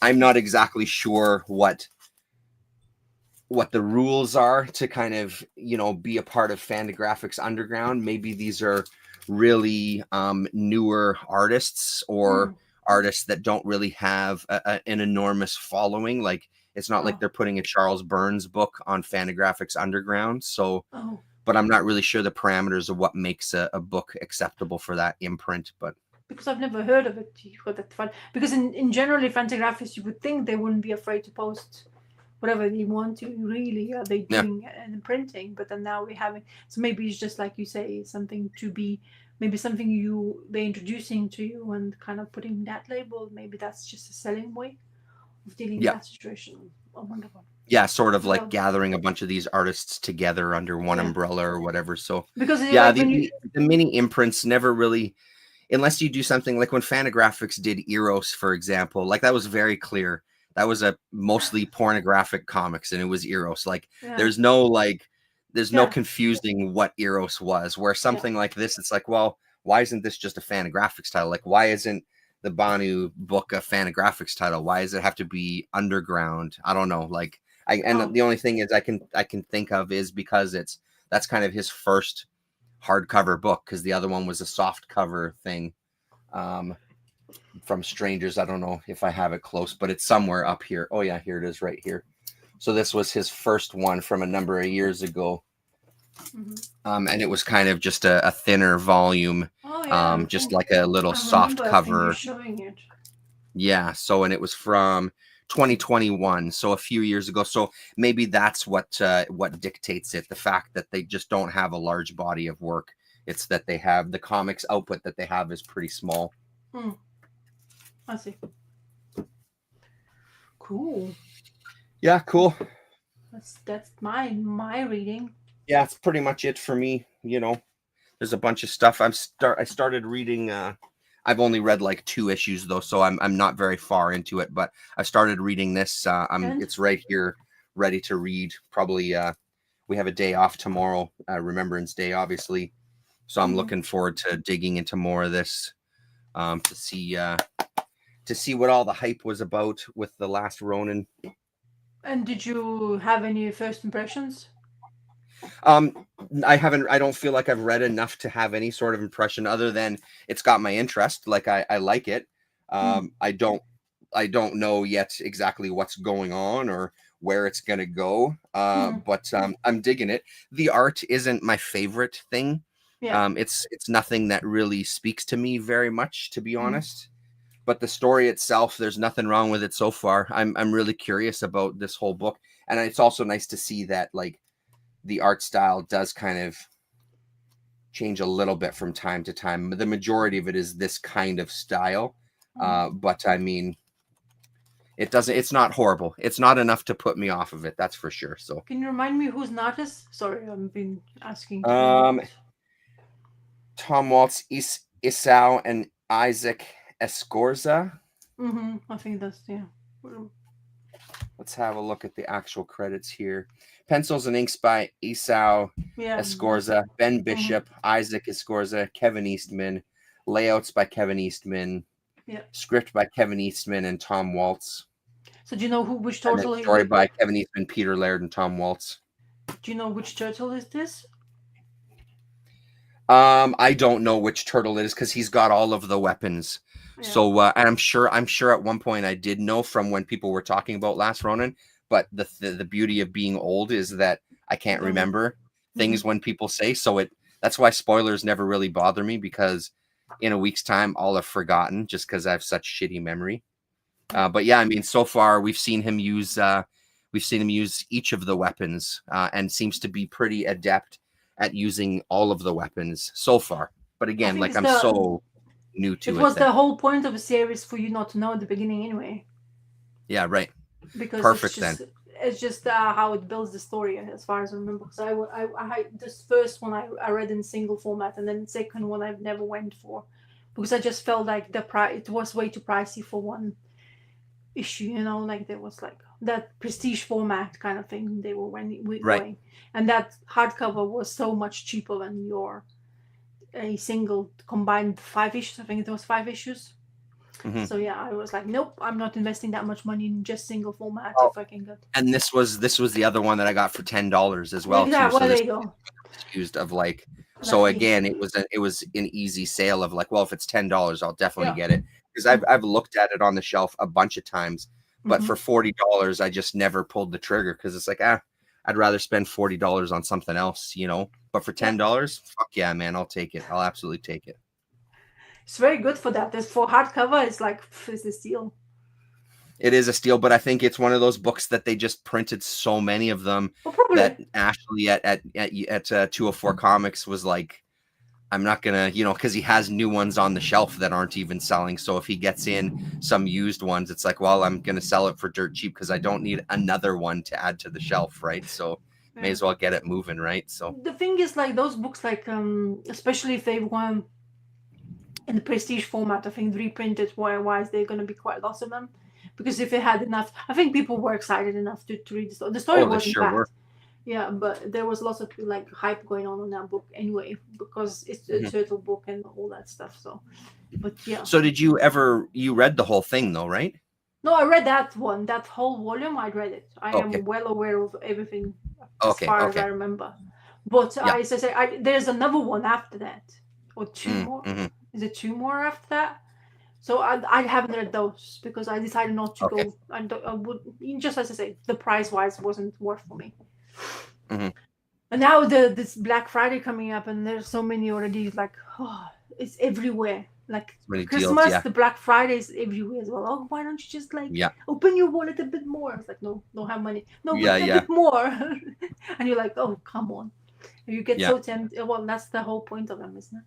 But I think Yeah. I mean, that's what it is. if you buy comic books, it's usually quite a good thing, especially if you go to comic book shops when not those kind of days. If they do it properly, you can Mhm. score some really nice stuff on that Black Friday. Yeah, for sure you can. Yeah.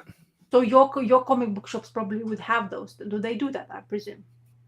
Um, I Or do don't they think not? the comic shops do Black Friday sales, honestly. They just No. do sales fairly often. And again, like 204 Comics has a really good way of he moves shit through his store in a really That's brilliant good. way. Like the new releases, Yeah. once the new issue comes out, the Yeah. one that's on the shelf, it goes into a bin where it's now $1 off the cover price. And that lasts for about another month, and then he knocks more money off of it. Like Oh, bye. because he's got a small space. Like he can't afford to keep all this stuff in because he also buys collections and things too. He wants stuff to move, so he prices things to move. So if you're patient, sometimes you can find some stuff. But the thing is, if there's a book that gets really hot, obviously Yeah. he doesn't have any left. It sells out just like any other place. Yeah. But he does really good at kind of knowing how much to order and how to price it so it gets out of the store. And then, like the comic convention that just happened for us recently, he had a Yes. big sale that weekend because he doesn't post it. He doesn't set up at the comic convention. It's too expensive. He Yeah. doesn't, it's not worth his time. So instead, he has a big sale at the store. And same thing, like I think there was, I don't know, 25% off of slabs or whatever, right? Like again, he knows how to move stuff. He wants to sell stuff. He's not sitting trying to like make $1 million off of books. He wants Oh, to sell shit and get it out the door, and which is great. that's He's really very good. smart with that stuff. It's also very good if like like you can come in and like you say the only problem with the comic books is those hot comics. That's the problem with those. Because Yeah. when you start collecting and you end up on that route, it's just like But the disheartening good thing sometimes. with some of those is that because we have this Galaxy Comics in town and they always over order on new books. So if Uh, there's a hot book, chances are it's not always a guarantee, but chances are they're going to have yeah, one because they've ordered so many goddamn copies anyway, yeah, that it's there on the shelf. The difference is at Galaxy, once it goes off the shelf and goes into the bins, the price stays the same or it starts going higher. So they don't do the knocking some money off of it. So if you want a book that came out 3 months ago, you're still going to be paying that cover price that it was. They don't care about moving it. They want to make the money off of the books, right? So, but the thing is though, because they have so much, if there's a time where you can't find an issue, you're pretty goddamn sure that you're gonna find it at Galaxy, which is why they can charge what they charge. Because like, well, you need that one issue or don't you need the issue? Because it's $6. So if you want it, we have it for oh, $6 or whatever, right? Like, oh,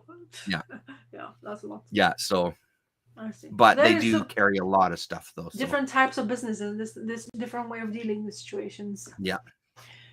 Yeah, I Fine. mean that's what happens when you're the only game in town that's got the space, right? Because they have the upstairs of a building a block over, and he's got a warehouse, right? So he's got a Oof. lot of space for comics. Wow. So yeah, and then they do a lot of like that's also the place that there's always people at the Magic the Gathering table, and it's like the stock market in there. They're opening packs and selling them right back and trading, and there's always people. They just stand there all day as staff just dealing with Magic cards and those kind of things, right? I don't understand any of it, but I see them there all the time. Yeah, me too. I've never been in that thrill, like, or even Yeah. attempted to even get like be interested in that stuff. I've never, Hmm. I never were. Anyway, okay. So I guess we're done then. Cool. Are we gonna? Do you think you're gonna be okay to chat on next Sunday or? Um, Not next weekend. I don't know, because we've got a union meeting next weekend. It's the Oh, very nominations important. meeting for our elections. So I want to be there, but I don't know how long that's going to go. So I don't want to say for sure Oh, yeah, either yeah. way, 'cause I Well, just we'll don't get know. in touch. We'll get in Yeah. touch. All right, peoples, you heard it. Maybe not then. Yeah, maybe not. Maybe, All right. maybe not. Have a good ones. Okay, later. We speak later. Bye.